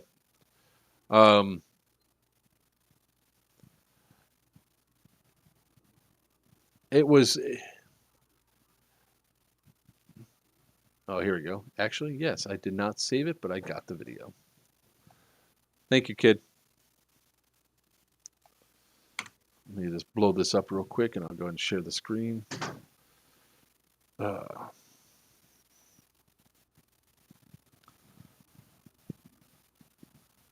Oh, that is very much true. 90% of those people couldn't handle airsoft anyway. All right. So this dude walking right here, I'm 99% sure this was the guy that did it. He just came walking back. Yo, I can't see your tape. And that camo pattern, he was identified by the person that the smoke grenade was thrown at as, he was wearing a digital pattern in black and all that, and he's the only guy that was wearing it.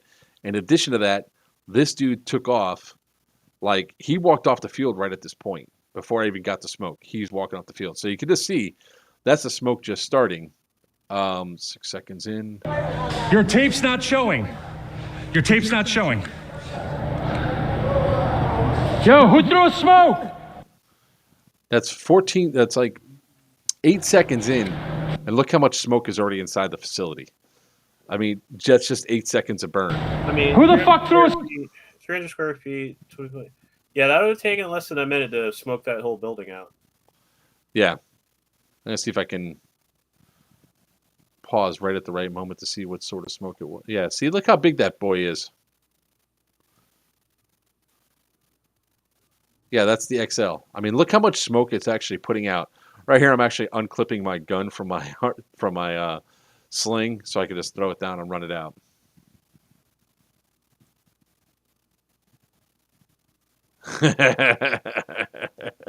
We got gifts, Virchew. We got gifts. I see that from Gert. So here's like more of the stuff. So I throw it, it rolls, it continues rolling. But even when I roll by, you can already see that the smoke right here is dissipated because of all the fans and everything and the things that are there.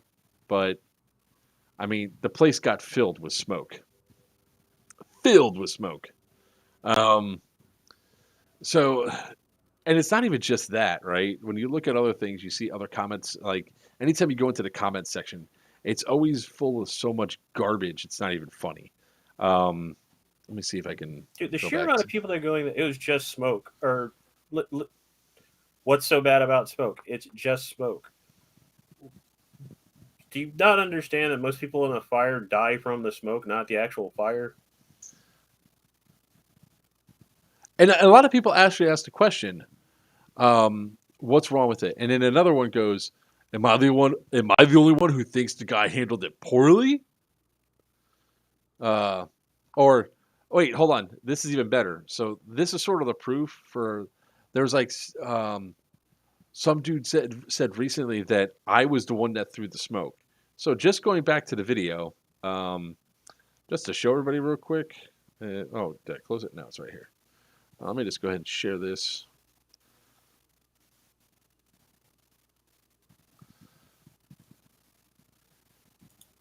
Here's me at respawn. Hardly any smoke, hardly any smoke, no smoke. You don't even see any smoke.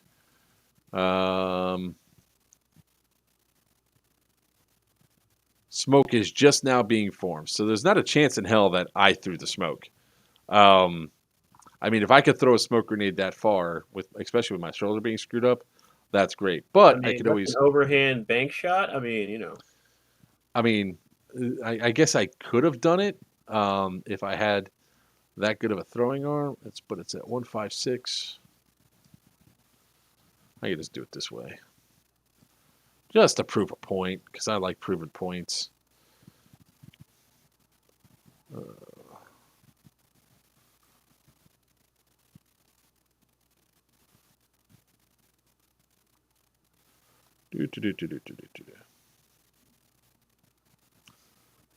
Other than that, it was actually a really good day of airsoft.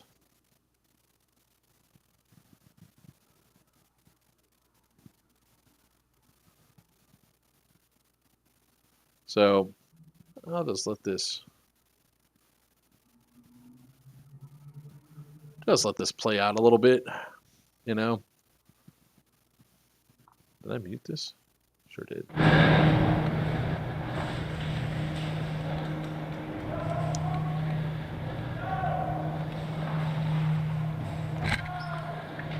So clearly it wasn't me, because there I am. And I also want to point out something else. This dude right here is getting mad. You can't even tell he's on tape team, because his tape's underneath his mask. Yo, who threw a smoke? So, I love making commenters look like idiots. Anyways, yeah, Morgan, exactly. You can have that. You could have your smoke be gone there. Now, the other thing too is if it actually triggered the fire alarm, you know, the fire department could show up and all that, which is expensive. But well, and they're based off a density process, so they're definitely going to set off the sprinklers. It's not even the alarm. Yeah. Luckily, Miami Airsoft does not have that in there, because it's not the first time a smoke's been set off in A. It's the second time I've seen. Not this the first time one of the big boys was used, but the other ones, they have the smaller. You know, I forget which one it is, but at MA, because people like me that go to events would buy them from them and take them to events and outdoor fields. But they clearly say when you buy them, don't use them in there. Now, what really got messed up was the dude knew he did wrong, went out, packed his shit up, and left. And he wouldn't fess up to what he did. So it's like the admins are all sitting there, and I actually said, because the admins were sitting there going, I was like, look, guys, it's an integrity-based sport. If you just fess up to it, you're just going to be told, don't do it again. It's an honest mistake. You might have thought it was a flash, and you threw a smoke. It happens. Just fess up to it so they can have a conversation with you. I was like, and they're like, you're not going to get banned. So for 40 minutes, the entire day got shut down, and we had to leave. And they were talking about closing it all together. Luckily, they were talked out of that and allowed us to come back and play. And it severely limits down who it could have possibly been, because of the person that threw it was on tape team, especially from where it was thrown to, and he was wearing all black, so that limited it down to only a select few people, like 4 or 5 people that on our side that could have possibly done it. But there's like other comments that sometimes if you don't have thick skin, it'll be hard to watch or hard to look at, because let's see, I think it's under the Fat Boy one.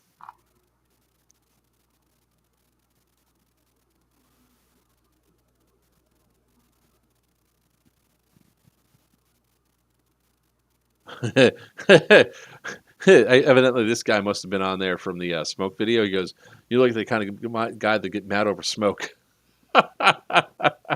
So they took it to another video. Um, and then the return comment. This is perfect. Am I the only one that can looking to see what this guy looks like after seeing that smoke video? Dude definitely thinks he runs everything. Homeboy built like he's straight out of Attack on Titan. At least it's always the least fit people. Oh God. Uh, well,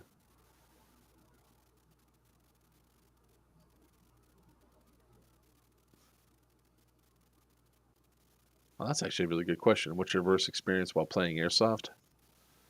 Try paintball. Already did that. Right now, though, it's like there's so many things coming through. I can't follow. Usually, I try to respond to every single person that comments on a video, and it's rough when it's out there. So, so tell us, guys, what are some of your worst comments that you've heard that you had targeted at you? And let's hear them. What about you, Virchew? What was your worst one? Oh God, where the fuck were we?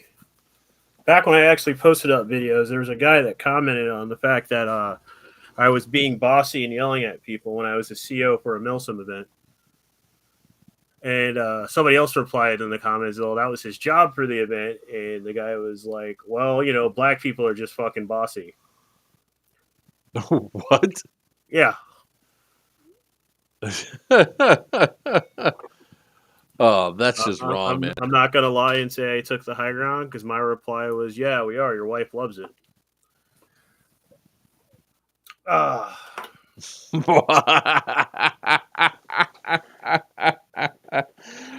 Woo! Zing? Yeah, right? Like, yeah, dude. I have a low tolerance for stupid, and some people in comment sections, not even if it's like not even just airsoft comment sections, just any comment sections. There are people that like make statements that 90% of the time have no clue what they're talking about. It's literally pouring out their ass. This comment section, case in fucking point, was the one dude that says throw it in the water. Yes. That doesn't work. Most people didn't understand that. Why don't you just throw it in water? Why don't you throw it inside of one of the barrels and seal it? Doesn't work. You're just going to create pressure, displaces oxygen, and then boom. Yeah, I mean, why did you stomp it out? Why? So I can damage my shoes? I mean, no, not to and mention it's if still it's cold burn, it's not going to do any good. Yeah, it's The core still is gonna lit. burn. Yeah, it's still gonna burn. Let's see what are some of the other fun ones that were out there. I mean, the best comeback I ever heard was on a female Twitch streamer. Somebody told her to get in the kitchen and make them a sandwich. And her reply to this day is in my top 5 replies, was she's going to sleep with his dad and give him a child he actually loves.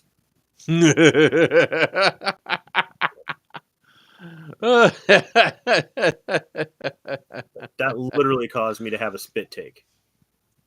Ooh, Chris got his ticket for Geiger Lands. We're talking about Geiger Lands in a little bit. Forget the mother, not only the wife. I mean, the funny thing that comes down to it, right, is like, I love it when people are responding and they have their profile picture or a picture that you could easily identify them with, and they comment on a video, whether it's on Facebook, on YouTube, on TikTok, and then you run into them. And that's like the most beautiful portion of it when that happens, because it's like, oh yeah, you're the guy that said this, and they're like, yeah, I remember. I remember you being a douchebag. Like, there's one guy that came up and was like trying to have a conversation with me, and I was like, that's great, bro. That's great. And he goes, and he finally goes, "What's your deal, man?" I was like, "Well, you're the guy that said this about me and one of my teammates." And he's like, "No, I didn't." Yeah, you did, bro. Yeah, you did. Can you bring me one of those if you have any left? Those are the same type of guys that try to repin a grenade. Oh. Yes, they are. Actually, I got to repost this video. Actually, I think that's in the comments. Somebody asked why he didn't put the pin in. What's that? It's one of the comments. Somebody actually asked why you didn't just put the pin back in. All right, just because I feel like I really need to share this video again because it really has like relevance today. It's in. Good Lord, you seen the prices of gas these? I don't care. I don't care. I don't give a shit. If I saw it, you're gonna see it too. Because if I go to therapy, you go to therapy. We all go to therapy!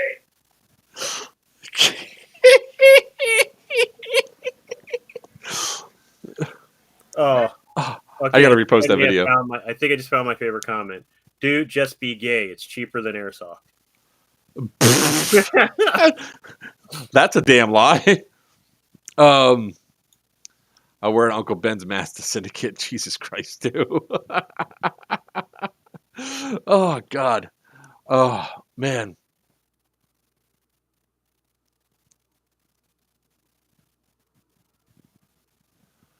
I gotta reshare that video. That's that's also some of the funny things. Like when you go back through and you start redoing this.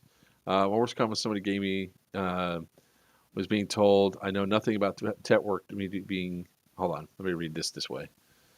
My worst comment someone gave me was about being told I knew nothing about tech work due to me setting a project aside due to missing the correct lube instead of just slapping random grease in it.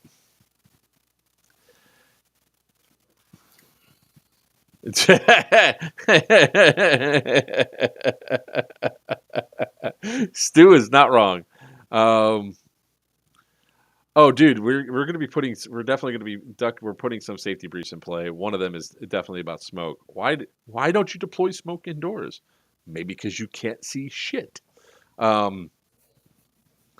It's not and even deploying it outside is problematic. Yeah, especially like oh God, we were in Oklahoma, and somebody popped smoke outside, and the wind was. If you've never been on the plains of Oklahoma and dealt with that wind, it is an entirely different experience. Florida, you guys know how hurricanes feel. Just imagine that constantly hitting you from one side. That's Oklahoma. So the guy pops smoke, he throws it, the wind catches it, and it goes right in through a door and halfway through the building.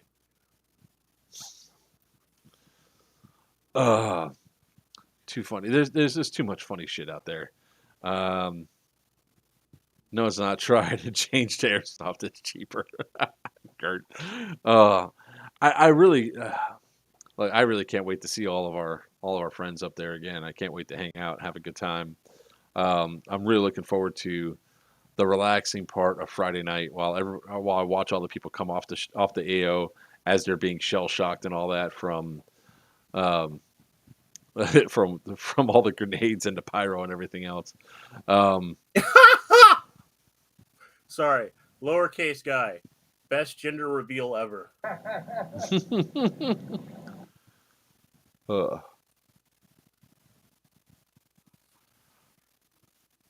Oh man. Not shown on screen. The care package crushed that guy's car. Yeah, I saw that one. There's a lot of care package jokes, and that's perfect because that's adequate for it. So let's see. Go back to some of the other. I'm trying to find some of the really the really spicy ones that were spicy for like no reason whatsoever. Let's see. Just put it in a tubs and cover it with something.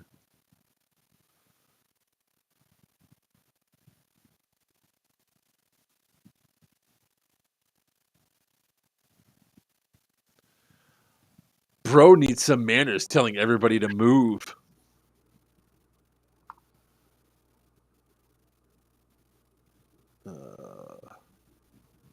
The video is absolutely hilarious, bro. This man deserves the Nobel Peace Prize. So here's one on here that I have to address. And the guy says, "Bro, why do you care so much? Let the reps take care of it." Have you never been to Miami? Yeah, because there was no admins on the field. In fact, I was able to go back on the field, almost get back to my gun before they blew the whistle ending the game. So, bro telling everyone out of the way like it's a bomb about to go off. It's literally a burning smoke in my hand.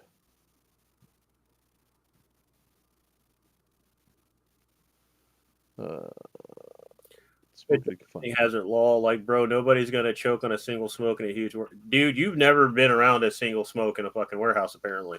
Nah. That's what I love about all like a lot of those. Like one guy goes, I was in the army and I got CS gassed, and I was like, good for you in CS gas. That's not CS gas. CS gas is a light air soluble. Yeah, those are two completely fucking different things. Somebody actually said it that way too. They said CS gas is light aerosol and smoke is heavy.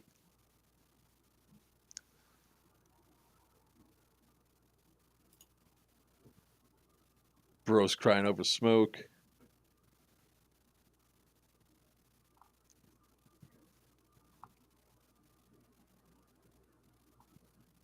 When they say the game is life and they take it seriously, hell yeah, I do. Airsoft is life, baby. Airsoft is life. All right.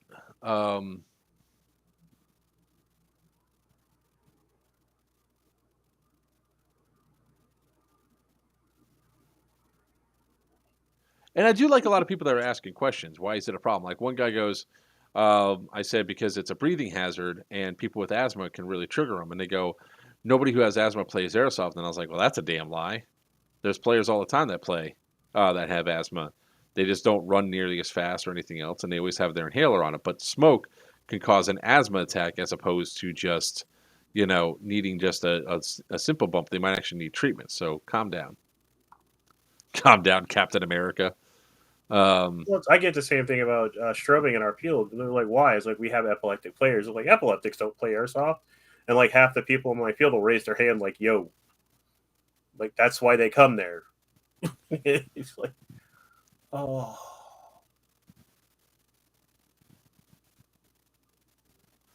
Ugh. Yeah, Ducky knows what I'm talking about Oklahoma.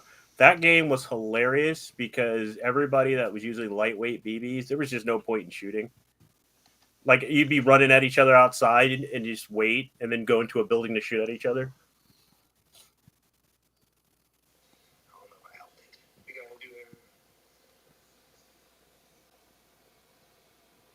Dude, I look fucking yoked. Don't I? Show me some love.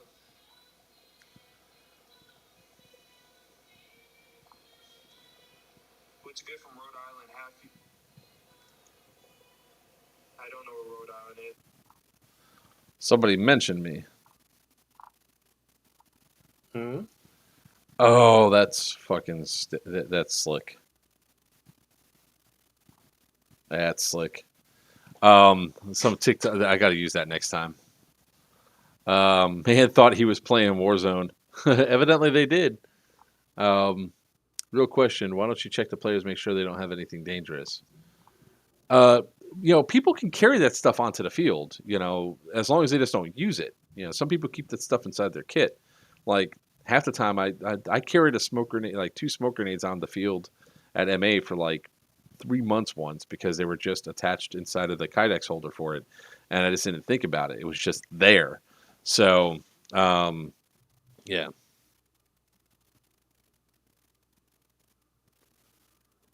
And so, people keeping it. Isn't there another close exit you could have thrown it out of?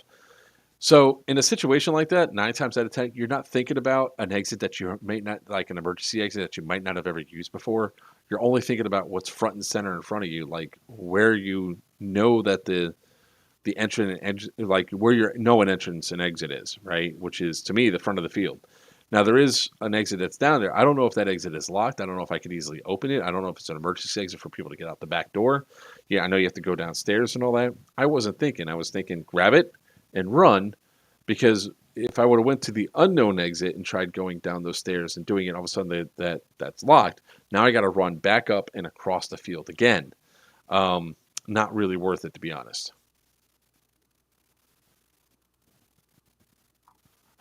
Joker needs a t-shirt that says, I only like my soak around my brisket. Hell yeah. Speaking of briskets, while I'm doing this, I got to remember.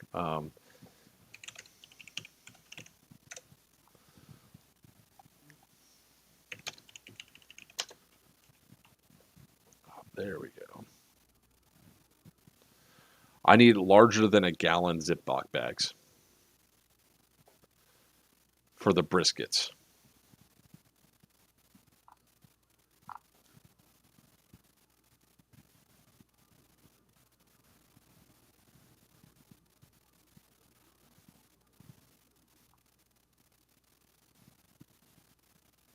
Holy crap, they're expensive as shit.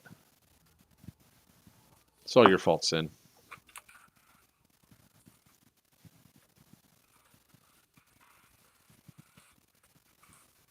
All right. So, why are they so expensive?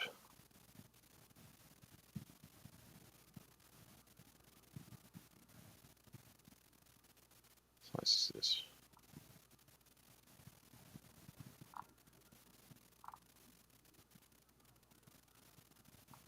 Oh.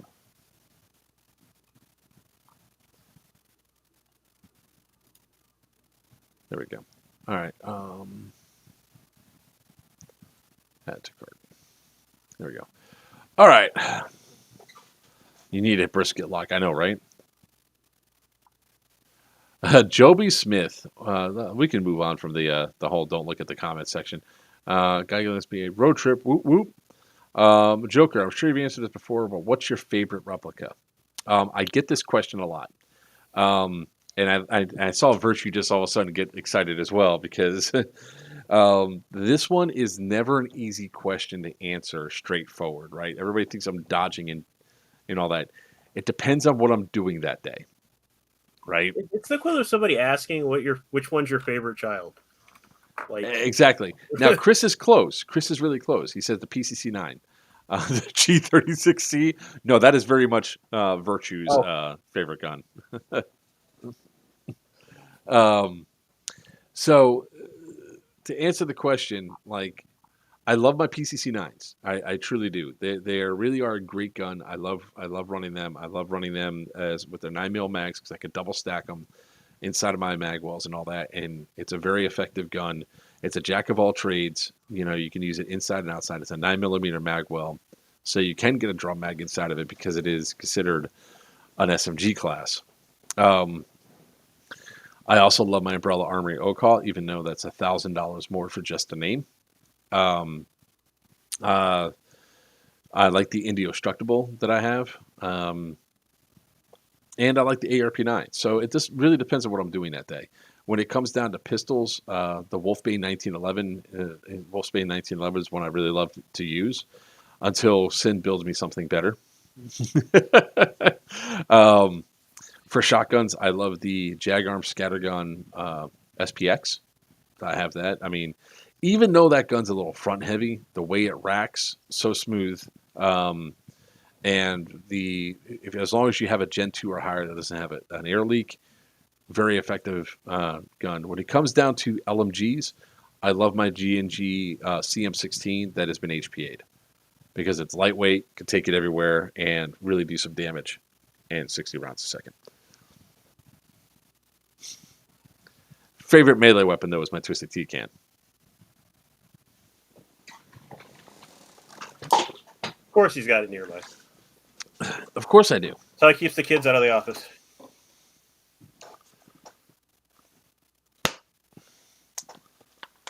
Oh, shit. I just made a mess. Callie!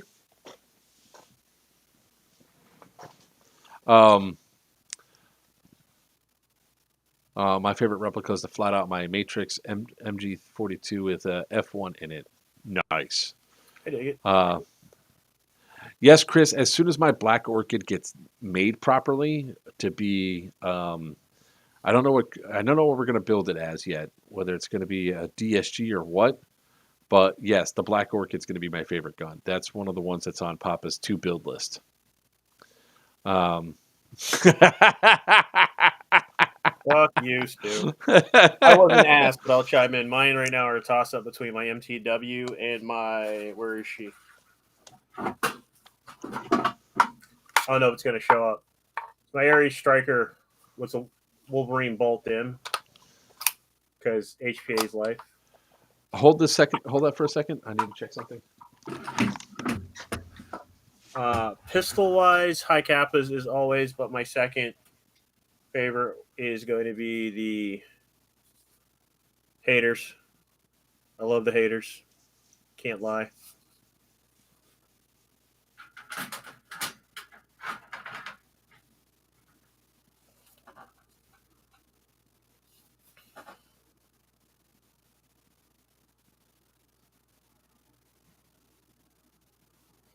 Yeah, I got to try the White Walker, Johnny Walker, at a party recently, and not a huge fan, but it wasn't like I was disappointed. I feel as though they could have done something other than rebranding something they already made.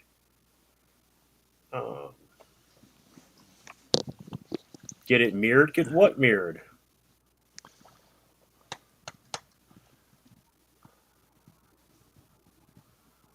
Oh, shush, Stu.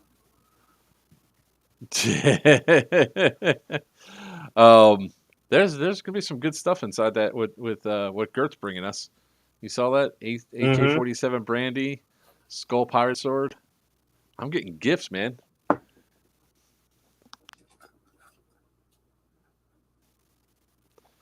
We totally forgot to put the birds away.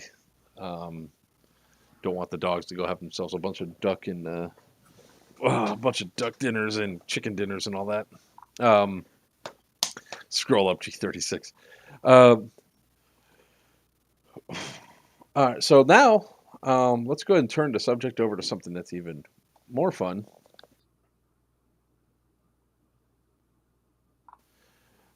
Which is Geigerlands.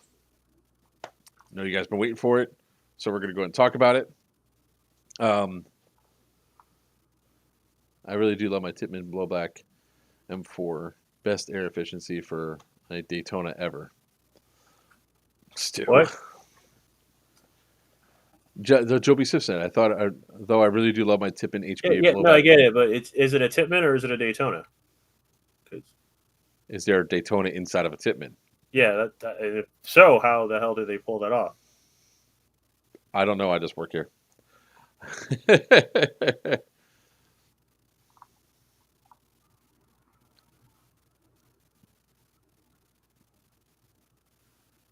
right, getting that up and running.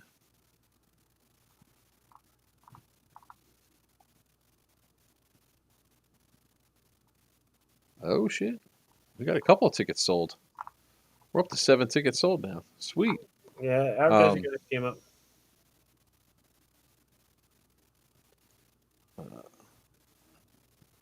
Okay, so I got one of those. The Tippmann. Anyway, it's in pieces because it annoys me. The hell? All right, so for those of you that might be new to the channel, maybe they're going to some of you that you heard us talk about over and over and over again. Our new that was a screwed up link. There we go. Our newest event is going to be that's going to come right after Syndicate 2, which is sold out. I cannot stress this enough about Syndicate 2 being sold out. It's one of those things where it's actually easier just to go to this. Sorry, did somebody say Syndicate 2? Damn commie. Communist bastard. CPMilsom.com. You can go there and check out the 2 events that we have coming up. Syndicate 2. Soon we're going to put the information up for Scorched Earth, which is going to be our November Milsim game. Syndicate 2 is sold out. It's been sold out. People keep calling up and trying to find each and every single way and being very creative in trying to get themselves a ticket. It's sold out. We're not adding any more tickets. We can't have any more people on the field. It is what it is. That's the size. That's it. Gert got lucky and bought someone's ticket for sure. So Gert made damn sure he's going to this event. Now, with Geigerlands, we actually have the tickets at a cheaper price right now, so that way we can. So we're not going to be doing the promo code thing. We're not going to be doing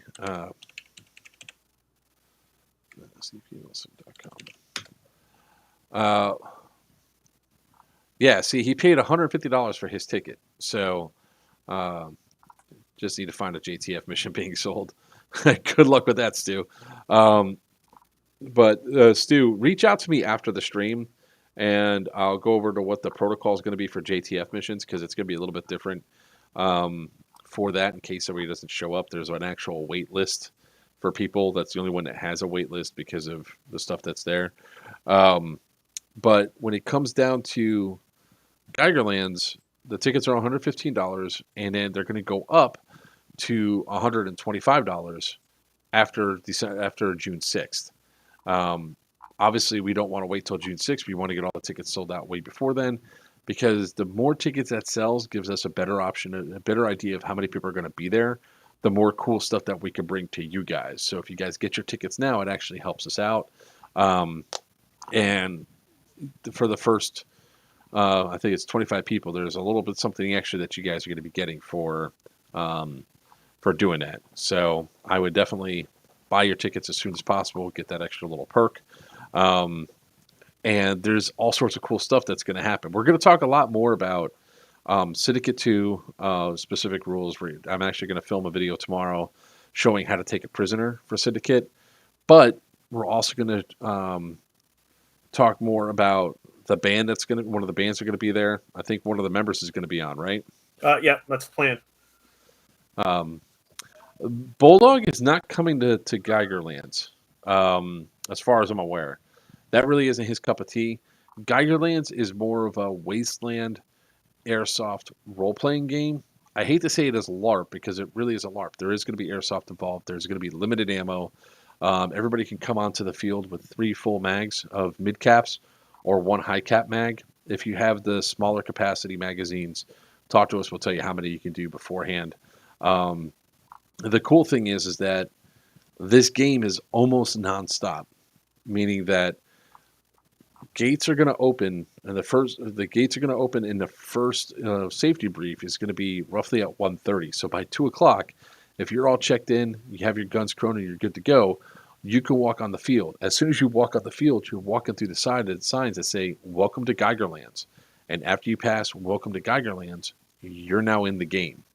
So you can start role-playing and everything else. Airsoft guns will not be allowed on the field until 9 a.m. Saturday morning. So for Friday night, boffer weapons are allowed. Role-playing is allowed, because you're going to be able to camp out inside the cell blocks all across the AO, which is going to be absolutely fantastic. You're building your own settlements and everything else. So there'll be a lot of role-play stuff and all that going up there. 15-round 1911 mags. Yeah, I believe you can have 8 of those or 10 of those, something like that. Although I don't know why you would, but sure, Chris. You can go out there, start getting set up. Now, at 9 o'clock on Saturday morning, that's when hostilities really begin. Airsoft guns can be brought onto the field. You're going to filter through again through the thing so we can check to make sure your mags are there. Once you go onto the field, you could always buy more ammo with caps. There's going to be ammo depots throughout the wasteland, throughout Geigerlands that you can go up to, trade caps for stuff. Can we raid settlements? Yes, you can. You can't take their stuff. There's going to be stuff that's OOC out of character, not takeable, but there's going to be stuff on them like relics, old world stuff that you can take. There's going to be ear cards, so everybody's going to have an ear card that you can take off them. Is there a BB number of mags? Typically, we're limiting every person when they come on. Like if you have one of those EMP1 mags, you can only bring 2 of those onto the field. We're pretty much limiting people to around 500 rounds of ammunition, 450, 500 rounds. So I want to run a pistol. It's all part of cosplay. That's fine, man. You're all good for that. Trust me. I mean, there's going to be shooting. Don't get me wrong, especially in the last 20 minutes of the game. Part of the premise of the world is that this is a new oasis that you found. I just wanted to Yeah, search. I for them actually, yeah, we have to finish ironing out the details, but there will be part of the neutral settlement that will be a no weapon, no shooting zone. That's because my food truck's going to be set up there, and I do Yeah. not want BBs in my fryer. That'll be bad. I mean, I can just imagine. So there's going to be a couple spots that are going to be neutral, no fire zones, mostly because they have to be neutral, no fire zones. But there's going to be some other locations. There's going to be other things that you guys can do. So the last 20 minutes of the game is a major rad storm's coming through, and people have to get inside their settlements. Well, inside the vaults to be protected from the rad storm, there's only so much space. So if we have 600 people there, maybe only 100 people can be in one of these safety zones. So there's going to be some firefights. In the last 20 minutes of the game, after you've been medicked to the max amount of your medic and you're about to bleed out, you will bleed out and die and then walk off the AO. You're dead. You can't be revived. You can't go back to respawn or anything else. It's walking off the field. At 6 o'clock, Radstorm comes through. Oh, wow. What? Damien, shut the door. Papa decided to jump on, and I could see his thing. I don't know what's going on with this video here. I'll show you guys. What? It's like Johnny Mnemonic. I put him back. Wow, it's even worse now. Damien! 1 second.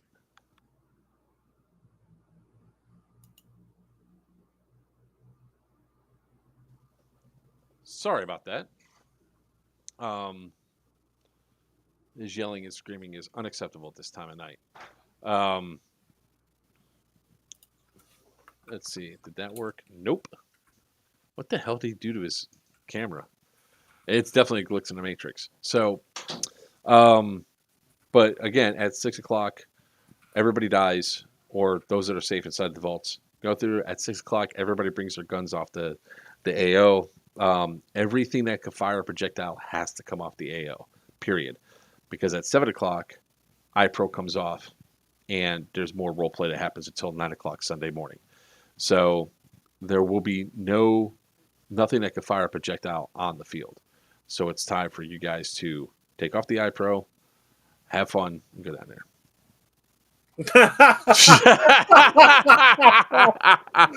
Oh man! If he comes back on, I'm totally going to share that. Yeah. Also, Saturday night after Guns Go Off the Field, there'll be live music.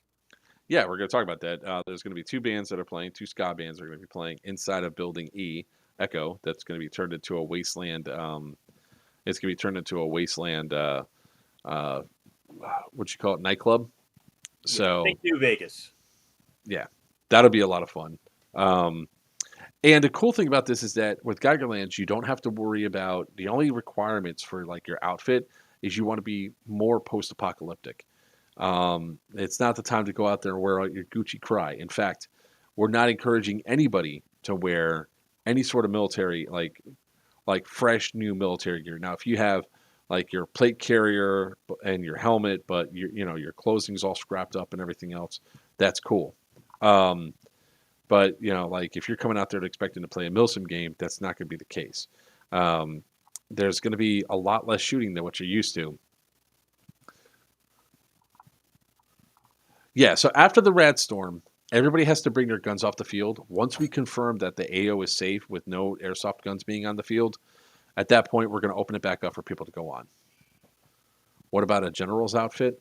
I mean, you really could if you're playing up that particular mentality, when it comes down to it. But we're just talking about, you don't want to look like, hold on, I can pull up a picture here.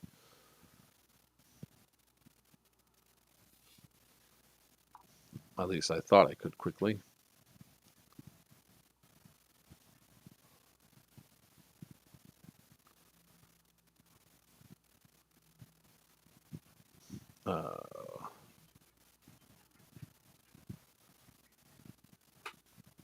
Just trying to find a good thing to explain. Like, you don't want to be showing up looking like this. That's generally stupid. Of course, Stu. Of That had course, to be it's Stu. you. Yeah. No tier 1 operators, Call of Duty back ops. Yeah, that sort of stuff. What the hell's going on with this camera? Did you like drop your camera or something?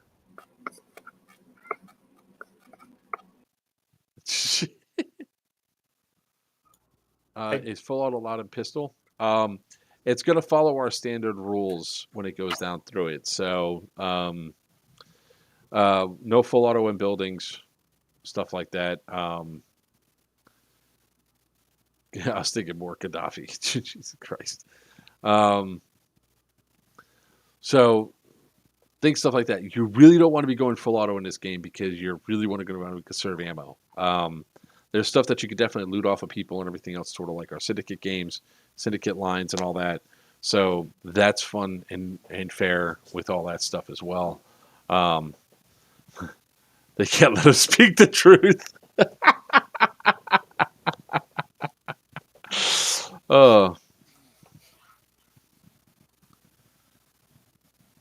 What's the problem to look like a rich kid in a apocalyptic world? Because there's not a lot of stuff left in a post-apocalyptic world. He's the camera for the milsim.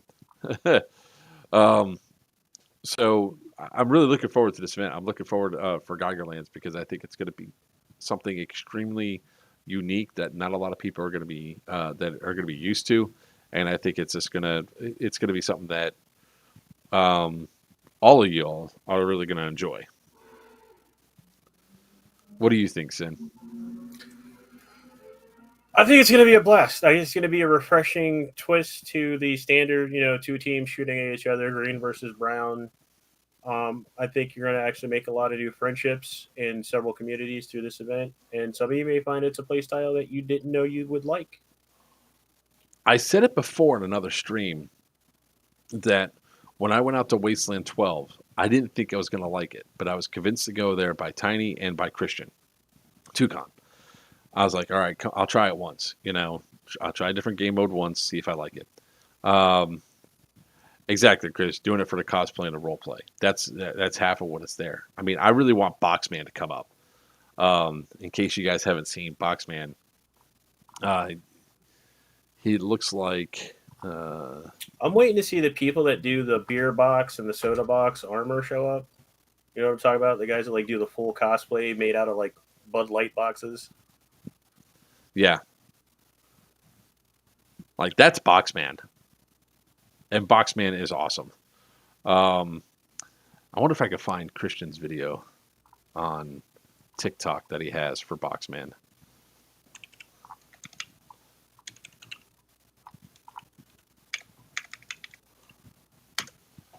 Let's see here. Following. The great thing that I don't follow a lot of people, it's easy for me to find some of these videos.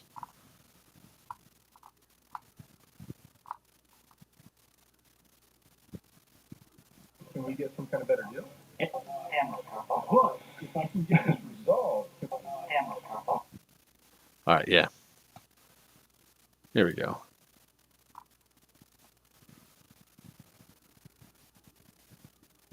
But if I can get this resolved, can we get some kind of better deal? And a good ending. And a good ending. Yep. Okay, so where you don't get shot. To where everybody benefits. Everybody. So Don't shoot everyone. So I need shirts, right? These shirts right here don't get shot. We move. And our NCR buddies and the Enclave is currently settlers. Everybody involved is actually a friend of ours, so we need them to resolve it. Okay, but sometimes mud gets thrown at people. Of course. So if we can just move it along and get it off your doorstep, as long as it don't concern you. If you get them out of my trade zone and just push them along, I'd give you 15 caps. Okay. But everybody must be happy and live. Okay, so the dead people, doesn't matter if they're happy? Yes. No deaths. Persuasion and charisma, sir. Standing by. We are closed until the kerfuffle is resolved. I really want to talk No, real quick. not yet. They're all technically our friends.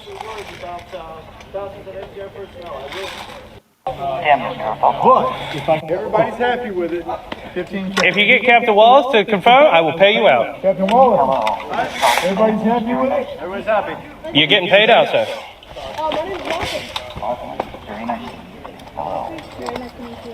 A fistful of caps to prevent the blast. I appreciate you, sir. Not at all. Come here, children.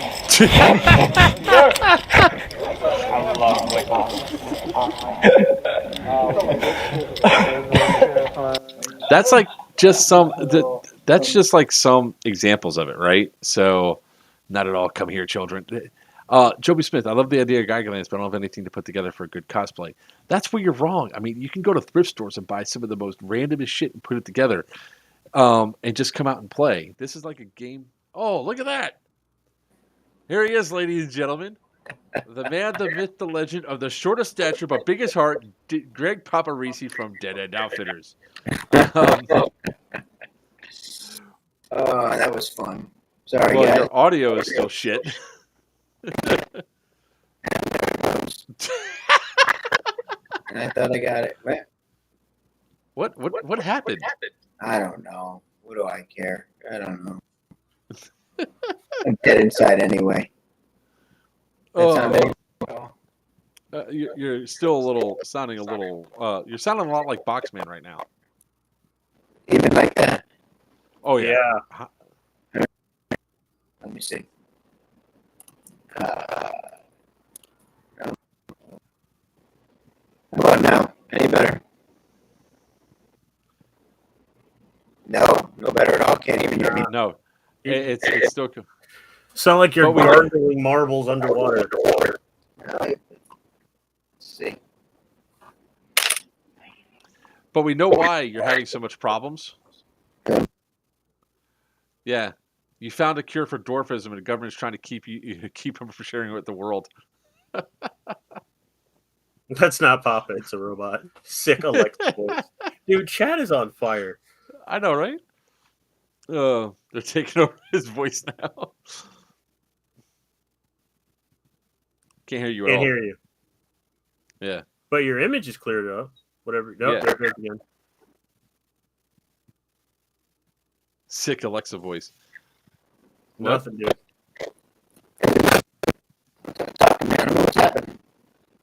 All right, Palpatine.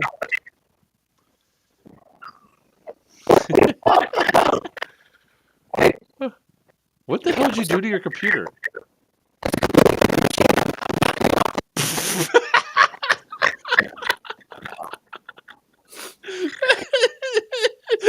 I don't know what the fuck's going on, dude.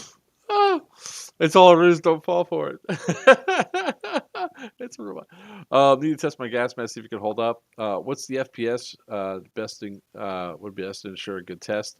Jobby, I mean, the best thing to do that would be there is like, I mean, is it a legitimate gas mask? I mean, you got to see if it's glass or plastic. I mean, it really needs to be ASEI rated. But I mean, there's so much cool stuff that you can make for these types of events. I mean, literally, the Sunshine Band walks around with a bunch of Hawaiian shirts on. You know, like, trying to see if I can get, like, let me just share the screen again and give you an example. Like, look at this dude over here just has a cowboy hat on, a leather jacket. That one has regular clothes. This is a freaking Mando armor. If it's an old World War II mask, it probably won't hold up, so you might want to have some supplemental eye pro on underneath. I mean, this is just some of the stuff from, like, the Wasteland Gears. Like, there's some more. Dress down, come up with anything. I mean, we saw a person dress up one year with a chicken costume. You know? And it was Hail the Holy Chicken. Wonder if I can there's convince the Taco Pope to show up.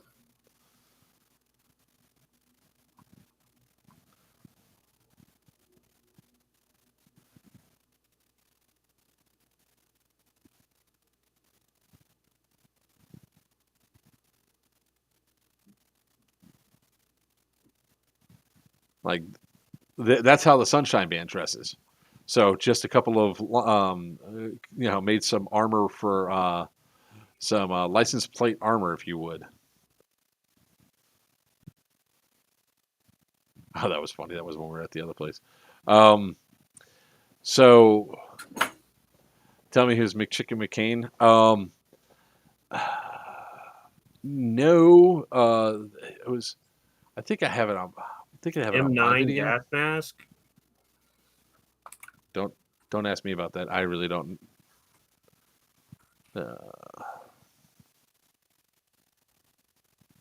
I can bring it up because I've got links for stupid shit like this. Of course you do.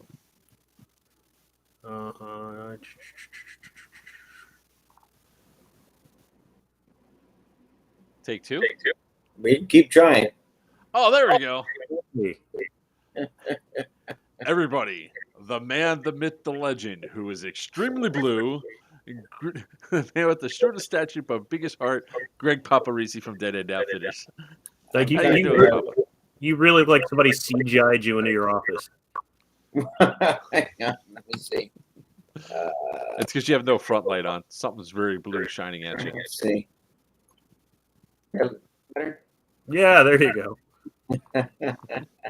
All right, so to answer the question about that gas mask, those lenses are nowhere near rated to be shadow resistant.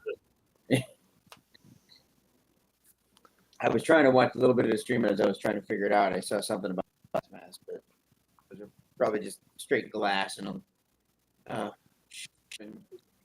Yeah. wide open, so that'll be good. Yeah, we were just going over some Geigerland stuff before we closed down the stream for the night. Good. That could be right on time. Did we announcements or anything? Announcements about. You didn't say nothing. Okay. No, I haven't said anything yet. Well, now that you're here, Papa, I can show you your new baby before I send it to you because it's done. You're gonna be? Yeah. Let me see. Hang on. Okay. All right. Can we bring him into focus?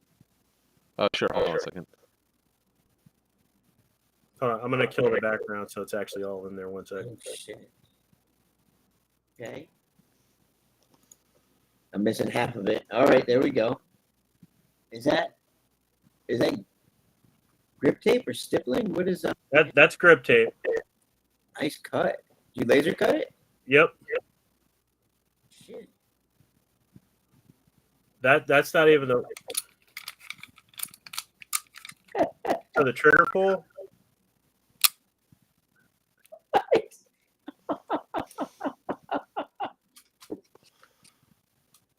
Now, if I could get a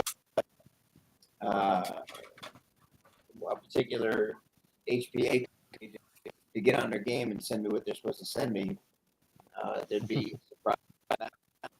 Can make it to Pennsylvania. Right. They're falling with. But would you be wearing it right now? By the way, Virchew, I wanted to see it. Oh, I gotta get it. So I have to get a JPC to put it on. It won't fit on the one I currently own. Oh. So I'm actually I'm trying to find a white JPC. You know you're not supposed to tell me those things, right? Yeah, I know. But like, so I got crap because the package you sent me, and I was like, he didn't have to do this. And I was what I normally do, and my partner who came in, she missed her, she's on our stream. She's like, how much is that pistol like you're putting together for him? And I was like, that's not the point. And she's like, well, see, I know. It's that it all floats around. It comes back one way or another. It's like yeah. No, trust me. I'm gonna try to get it all put together for Thursday's stream. Since we're going to be talking about Geigerland's happening on Thursday. I want to see it. It looks like it's going to fit, right? So I looked it up. There's one size. They don't actually have multiple sizes. So it depends on the JPC. It might be a bit too small. Like I might have to take out the collar section because I had a thick neck. But with the overall the way outfit's laying out, it won't actually matter. I may have to pick out the neck part anyway to fit the cowl in. It's gonna look great. I'm actually heading out of town next week to go talk to a seamstress about making a coat and pants to match the rest of the outfit. Oh shit. Okay. All Oh, right. I'm gonna be the fanciest dressed motherfucker. I don't Syndicate too. I was the fanciest dressed motherfucker. Geigerlands, I will be the fanciest dressed motherfucker. You mean Syndicate 1, you were the fanciest dressed motherfucker. I know what I said. Well, Syndicate 2 hasn't happened yet. Yeah, I still You will anticipate being the fanciest dressed.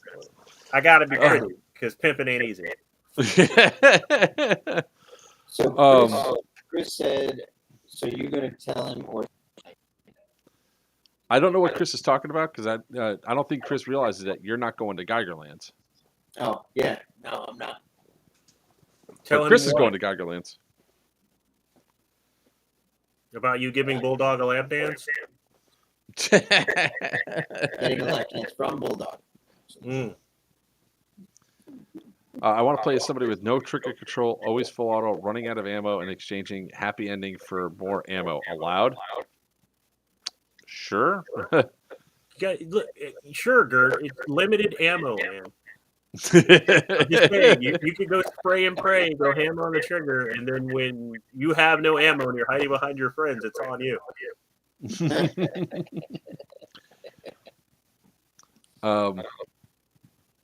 You're going to be that guy in the video we showed earlier with no mag in and going pew pew. Virchew will be my owner. Virchew will be my owner. What? Don't say that. I'll put you to work on the food truck. Which I found out my food truck will not be at Bad Blood. Tim apparently has a contract agreement with 2 food trucks to handle his events this year. Oh, joy. Yeah, I'm tempted to. I asked him if I could just park it at my campsite and do my own thing, and I don't think he's going to go for it.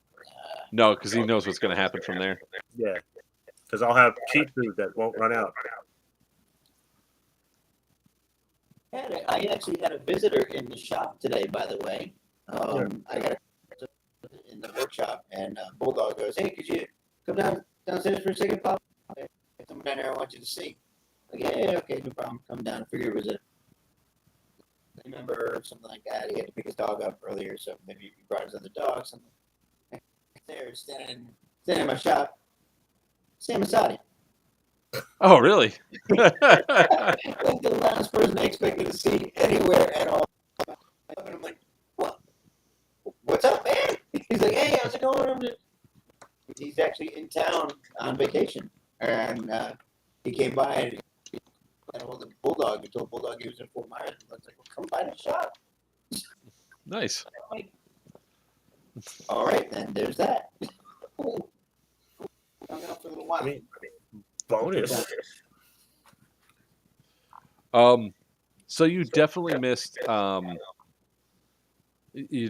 the talking about the comments from that video. Probably the funniest segment we've had. The Don't read the comments. Yeah, that. Well, did you do what I said to do though? Did you? Oh yeah, we did. Like we were reading it off just like you said to. See. Like here's another one. I think people came into the comments and saw he thinks he's tough, so they just typed it. Bro thinks he's a Navy SEAL.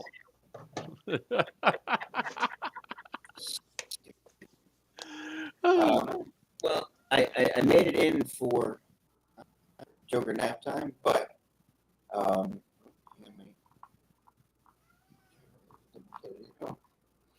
sorry.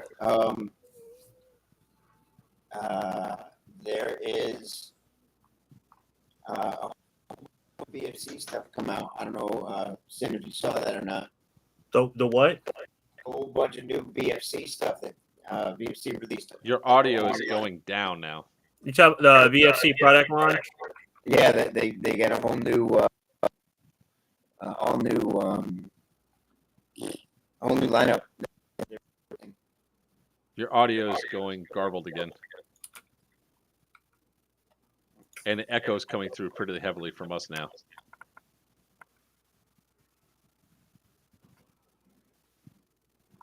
What'd you do to your computer?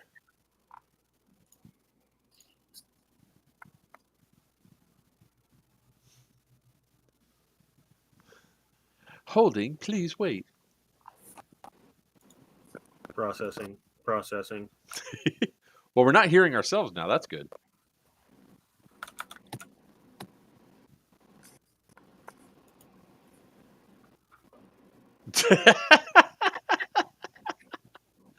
Hear myself again. Ah.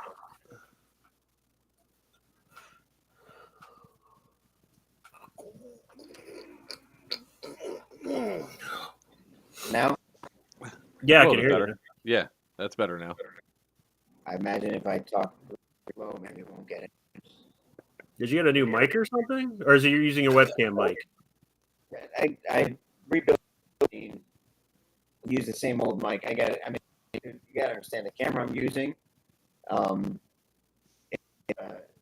Literally, it's a Logitech, like a conference. So it's gooseneck and actually has tracking and everything on it. Except it's one from literally about 50 years ago. You probably have driver issues. Yeah, it's one of the very first like full 1080p like that. It was like, you know, I don't know, like $600 or whatever Xerox. I took it from him. And it was Xerox and Taylor, one of them, wherever I was at. And end of life. It's been end of life for 10 years. So anyway, yeah, BFC has their whole new laws. They got a lot of cool stuff. I haven't noticed. I've been busy dealing with work stuff, real job stuff. Which coincidentally, I started on your project and it's kind of gotten out of hand, so I need to take it back a step. Which project? The Pepe Le Pew. Yeah, cool. I'm literally getting ready to throw one more thing your way. Yeah, you're breaking in and out quite a bit there, Greg. This is it's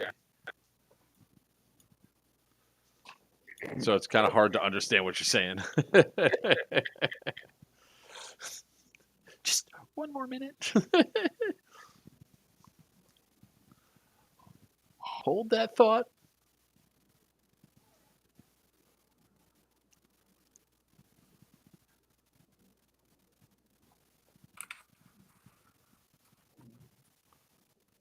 Oh.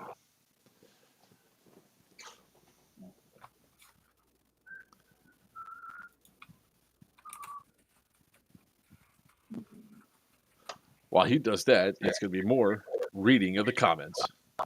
Oh, there we go. I see what you're doing. Try it like that. Boom. All right. Hey, we can hear you now. Oh, look at that! Isn't that amazing? That's amazeballs. Have to do it like this, I guess. Yeah. So along with the Papa Patch and the Pepe Le Pew Pew, I need an intro from you. I have the perfect idea of it. I just I don't know how to do any of this stuff, man. That's fine. So you can poke me later after stream about it.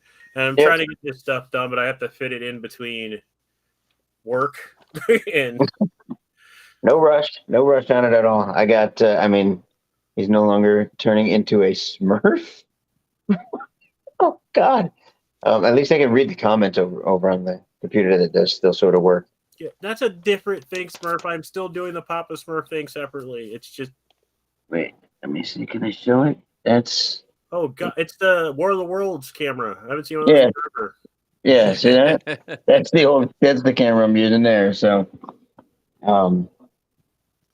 but yeah, if you get a chance, I'll throw it your way. It'll just that one last thing, because, Joker, can I say this? Am I allowed to say? Hey, if you want to, go right ahead. Well, of course I want to. I'm going to get your support on it, I would hope, right? No, right. Not at all. As soon as you announce it, you're dead to me. Wow. Hopefully starting next Wednesday, guys. I will be launching, hopefully next Wednesday, a new stream series called The End of Airsoft from Dead and Outfitters. And it's primarily focused on DEO stuff, 100% pure airsoft, nothing else, just and primarily all DEO stuff. So things happening at the field or anything that we've done solely, new builds, things in the works, all that kind of stuff. I unfortunately won't be able to be committed to 2 streams at once. Does not mean I'll be disappearing altogether, but and to put it the way we discussed it earlier, no, mommy and daddy are not fighting. Yeah, we are not fighting. No, no. No, I was brought on as the affirmative action hire since Papa wants to move on to better things. He got promoted. This just means that Sin gets 2 Christmases. It's okay.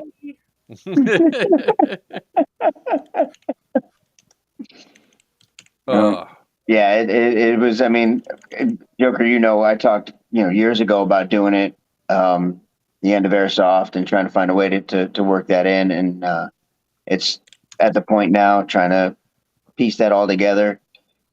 Just got to start promoting the business even more, and you've done a wonderful job for me. I can't not say that in any fashion. Please get a new camera for the new stream. Ryan, no, just because you said that, I will not. How about that? I will get a lesser camera. I will get a lesser camera. I will make it even worse. Speaking of that, I just found out recently, June, my calendar is completely clear. And pending something randomly showing up, I plan on making a trip down to come see you guys. And for the fans, I will help Papa work out his technical difficulties. That's a tall order, sir. It's so funny. 21 years in IT, and I really am like the shoemaker's kid, man. I'm like, look, it works and does exactly what I need it to do. I don't do stuff like that, so I don't ever think about the cameras and things. It doesn't ever matter so much to me. So when it happens, I'm like, oh shit, oh here we go. Like it know it all matters this a great stuff. deal, sir. What's that? It matters a great deal. Yeah, well, I know it's supposed to, and I know it should, but when Quality of production. Yeah, I know, but when there's so many other things that I'm focusing my time on and all, it's hard. It really is. It's really difficult. But you're preaching to the choir, man. Between Airsoft, the food truck, the restaurant, the stuff I'm doing with the art studio, and then the 2 charities I'm involved with. The upside is the shop is basically finished. What's that? Filmed with a potato. The shop is basically finished. The downstairs is really like 99% done. The coffee bar is in. RO system is in. Waiting to get that finished, set up, and then run the 30 amp, and then the new espresso machine will be up and running too. The upstairs is done. Just needs to be finished being cleaned, but I'm actually back to doing builds again, which feels great. Yeah, we're doing amazing there. So yeah, Virchew, if you can't find a hotel, you can stay in the loft.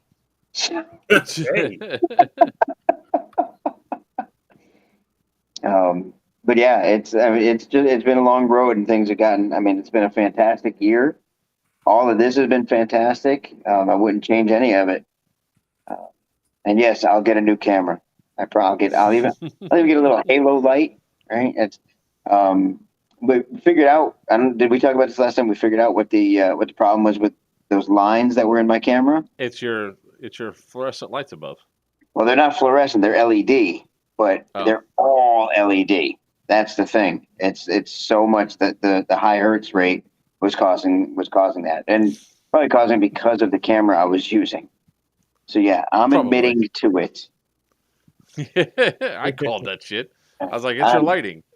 I'm admitting to it. Whatever. But yeah, it's everything's coming together really, really nicely. Looking forward to getting everything done. Everybody who's waiting on stuff, been waiting patiently, and I can't say thank you enough to those. all the stuff that's supposed to make its way up to Pennsylvania. We're trying to make sure that that all gets there in time, and then get everything banged out. And I actually am. Look, anybody that's watching that's in the area and is looking for a job, I'm actually hiring a tech. Yep. I Moving decided on to up hire in a the tech. world. What's that? Moving on up in the world. You know, I've found, and I think I priced it right, but I found that believe it or not, I can't do it all myself. No. Yeah, I know, right? Crazy. Just can't do it all myself. I not to say that I've done it all myself up to this point. It's all been, help with from people and sitting up on people's shoulders, not just so I could see over the crowd too. It's at this point now, I need a tech. I need someone who, a junior to middle tech, someone who could take care of all the break fix stuff or the easier upgrade stuff, things like that. So I can focus more on the advanced stuff and the custom builds because, all of the VD gun is ready to be built. That's the DMR. That's ready to go. So many guns are ready to go. I just got to have the time to focus on them. So we're there now. Time to build it all up, man. Yeah. Time to get it moving. Yeah. I mean, like I said to you earlier, I promise for every 5 guns I finish, I'll do one of yours. Guys, somebody get this guy 2 texts, please. Yeah, by 2024, you'll have all your guns back, so it'll be okay. I would love a tech job. I could afford putting airsoft. Isn't it honestly, sorry, you think you make money being a tech? I would listen. I would love to work for somebody as a tech. So I'm looking to hire somebody. I actually think that the pay rate I'm offering is a valuable pay rate. I'm looking to do $25 per gun completed and $5 an hour on top of that. So depending on how well and how fast you work is how much you can make. 6 hours, and you do 3 guns a day, 6 hours a day, it's $105 a day. That's not bad for just building airsoft guns. No, not bad at all. Rate. I overcharge because I don't want to do it. It's no McDonald's pay or anything, but it's up there. Oh man. Yeah, if I could find a good tech, and it's someone I'm willing to train too, just so I can get proper work done.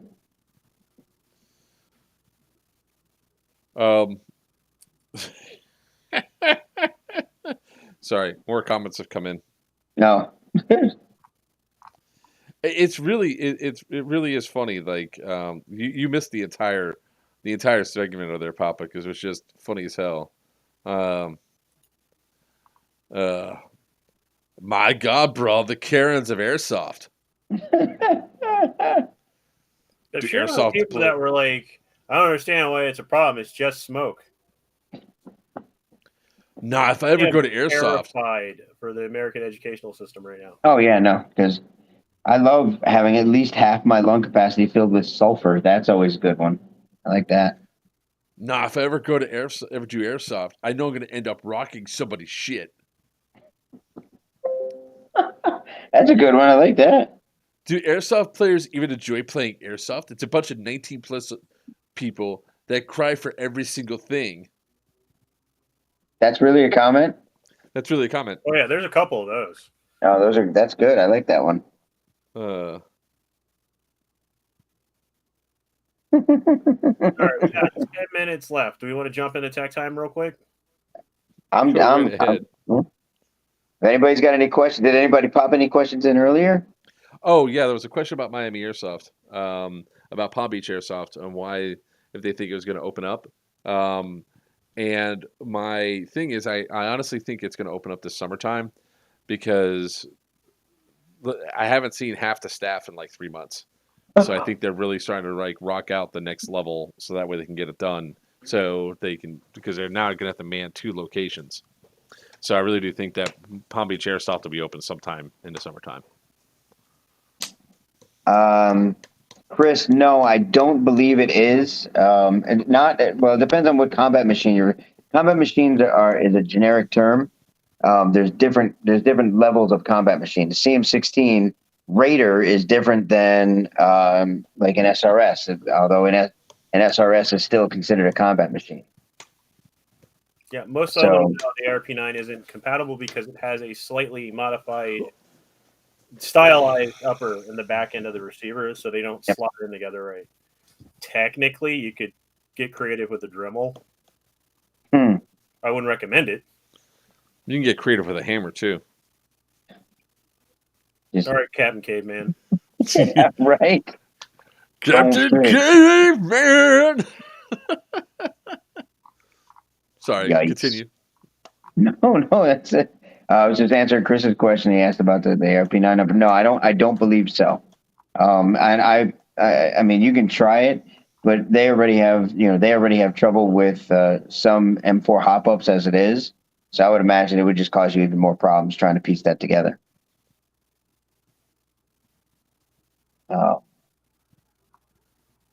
I did find something out. So I'm selling those the First Strike, the T15s.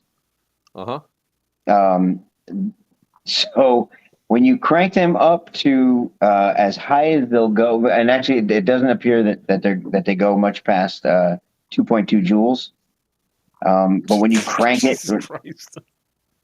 when you crank it all the way up, like all the way up, it bangs so hard because it has this essentially the same as the what's called the very similar to Tipman's, right? So it's a bolt carriage, the whole thing. It moves so fast, it bangs so hard that it will actually double and triple tap. Just on a single trigger pull. Bump stock mode. Basically, yeah, that's what you're doing. Yeah. As soon as you bring it back down where it's supposed to be, it doesn't do it anymore. But I'll tell you, I think they just very similar to the Tipmans in that they just need to be tightened up a little bit. You can buy them for $500 flat, like straight off the rack, ready to go, no battery needed, all that. It's just a tank, throw a magazine of BBs, and you're done.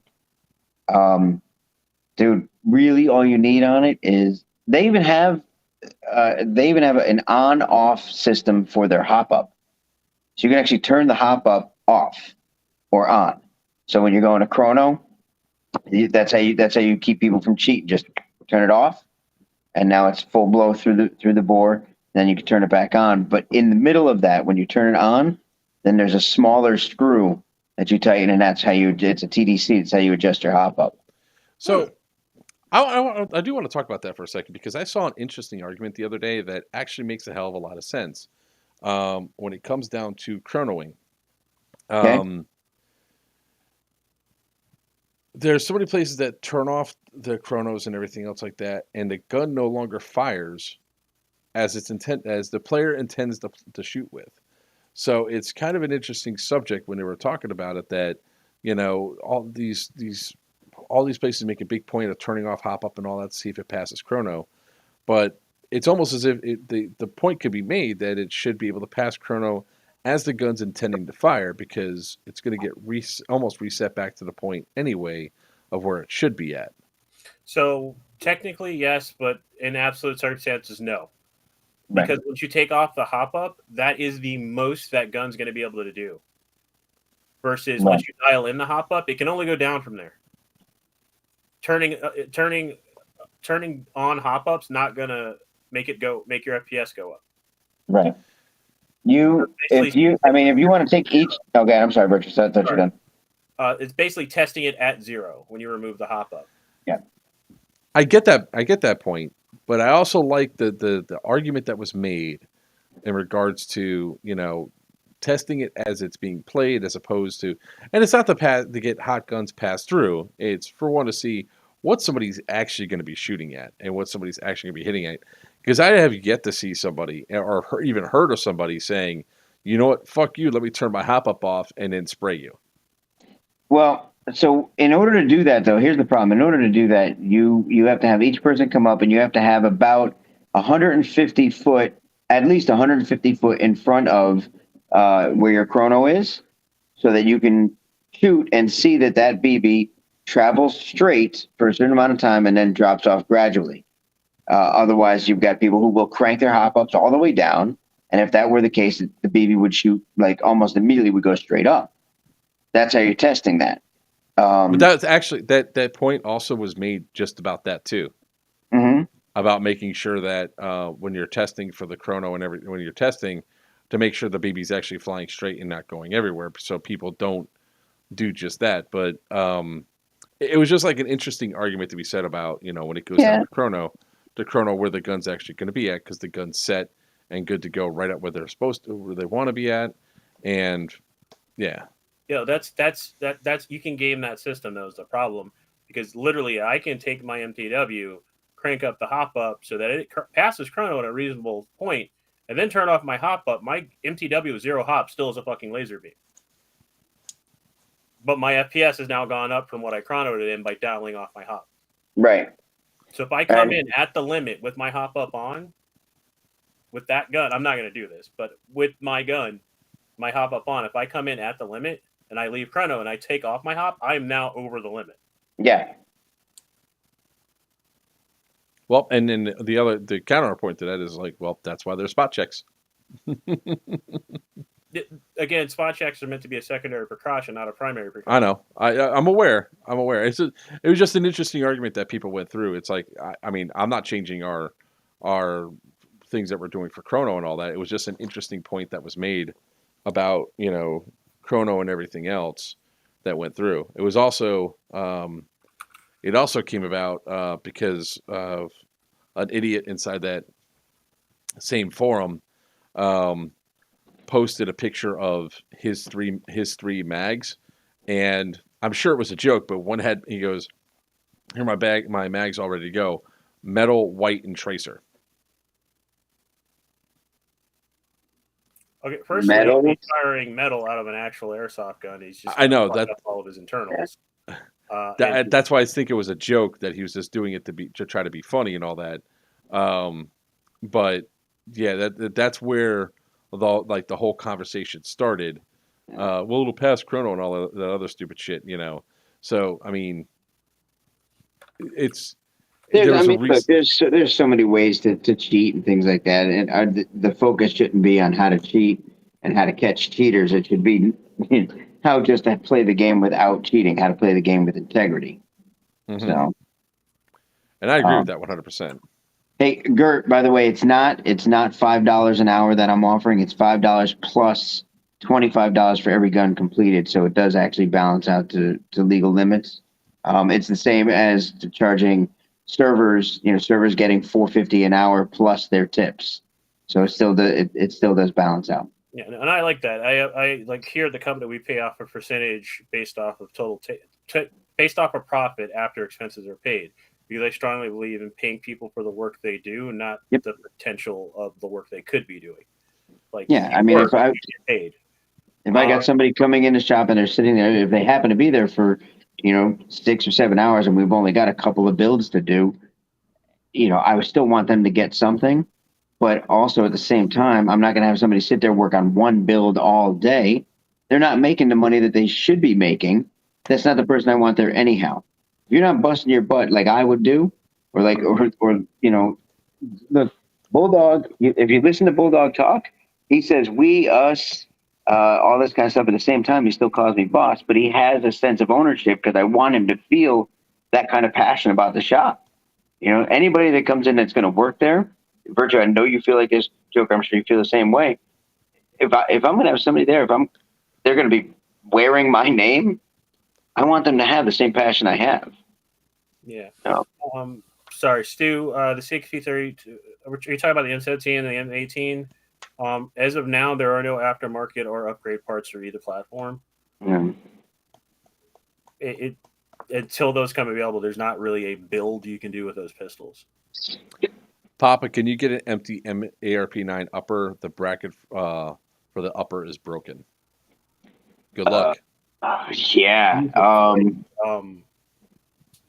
Your best bet is to try to find somebody who's got one that's like with a broken stock, or like you just need the upper. That's somebody who broke the tail and the lower or something. That's really it. Yeah, that's kind of what you're looking for now. Yeah, you're talking about one of the most popular platforms there is right now. That's, geez. As much as people hate that gun, man, the people talk shit about that gun is insanely popular, and it's good. Well, when they first came out, they were reasonably priced and good out of the box. I thought you sent that back, Chris. I just sent it back already. Yeah, he's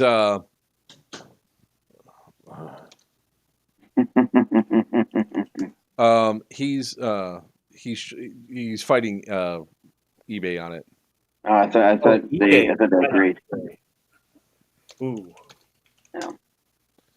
Which he'll probably win, especially because usually it goes on the side of it usually goes on the side of the buyer, not the It also seller. depends on how it was listed. If it was listed as either new in box or something else, yes, he's covered. But I've seen it happen where they write in the small print is, and they'll like list the problem, but like somewhere in a vague spot, just so they can defend themselves later. So I don't buy it on eBay anymore.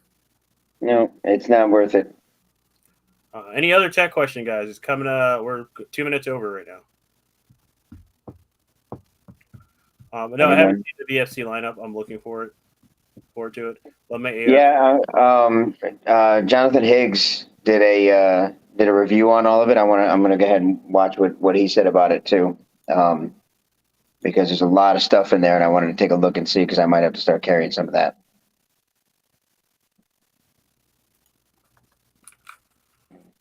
Lots and lots of stuff on the horizon, though, guys. Everybody's got stuff on the horizon. There's a lot of, I think 2023, the rest of 2022 and 2023 is going to explode. There's a lot of cool stuff that's going to come out. Huh? Did you just pulled up? Airsoftology. Yeah. Yeah, nice, right? Yeah, I'm gonna watch that later. Yep. I trust almost without question. I trust his reviews. Yeah, VFC Samurai Edge 2.0. Technically, that would be 3.0 because, let's be fair, the first edition of the Samurai Edge was absolute crap.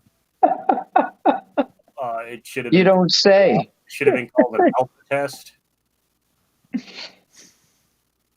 You don't say. That was probably the biggest disappointment I've had out of VFC. Yeah.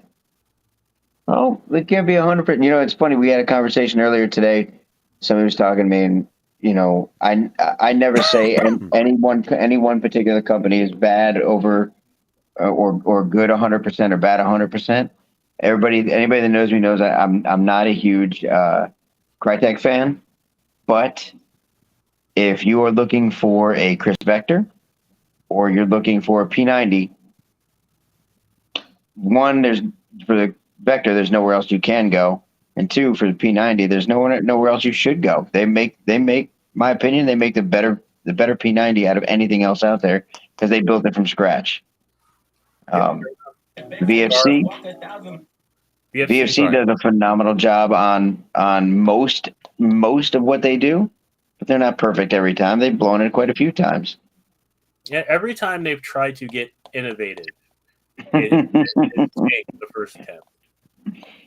When they do what they do it well, and it's usually very well done. It's every time they try to innovate on something. Looking for a gutted Vector? Good luck on that. Let me know when you find it. I'll buy two. Thoughts on the VFC Scar Ls? So if it's the old ones, they're tanks and they're awesome. If it's the new ones, you should go buy the old one. Because the old ones actually took standard M4 nozzles, and the new ones, I believe, it's either an AK nozzle or They did something to make it a longer nozzle, and I can't remember which one it is. I think it's an AK nozzle in the new Scar Ls. Mm-hmm. Oh, really? In the new Scarls, they did that? Yeah, I had to look this up because I had to order the part in. I don't know if it's actually an AK one. It's about the length of an AK nozzle. It's just a slightly longer nozzle than a standard before.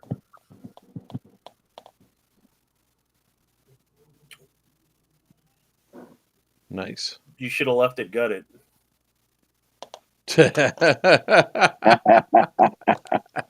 Oh, God, Stu is on fire with that G36. All right, I have to get going to karaoke tonight. I got stuff I got to do too. I got to get some things taken care of. So, with that being said, everybody say happy birthday, John Logan. By the way. Oh, happy birthday, John! All right. Thank you for having me back on in the last 15 minutes of the show. After my scramblings and ramblings, yes. Yeah, it reminded me of old scrambled porn. It was funny as hell, man. So once again, we talked about a lot of great stuff. Gert, you're not understanding what he was saying. There's more than just $5 an hour. There's other stuff too. So doing basic math on it, it looks like it comes down to around almost $15 an hour for tech work. So with that being said, that's been our Tuesday edition of From the Barracks. On Thursday, we'll be going live at 8 o'clock to talk more about Geigerlands and about Syndicate 2. We're going to go over some rules things. I'm going to try to get some video tomorrow of how to take a prisoner at Syndicate 2 so people understand what's good, what's bad. If I can't get some people to cooperate at Miami Airsoft, then I'll just do it. I'll take actual prisoners. I know, right? I could do that too. It's Miami Airsoft. Put these furry cuffs on. Have you? Oh, wait. Before we go, Papa, have you actually seen the smoke video yet? No, I have not. All right. I had to think about that for a second. Yo, who threw a smoke? Who the fuck threw a smoke? Where is it?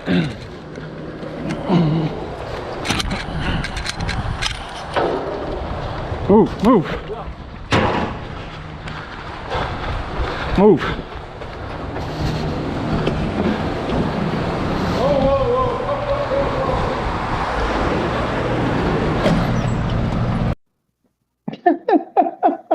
Please tell me the very first guy in the video that was walking away that looked at you all cross-eyed.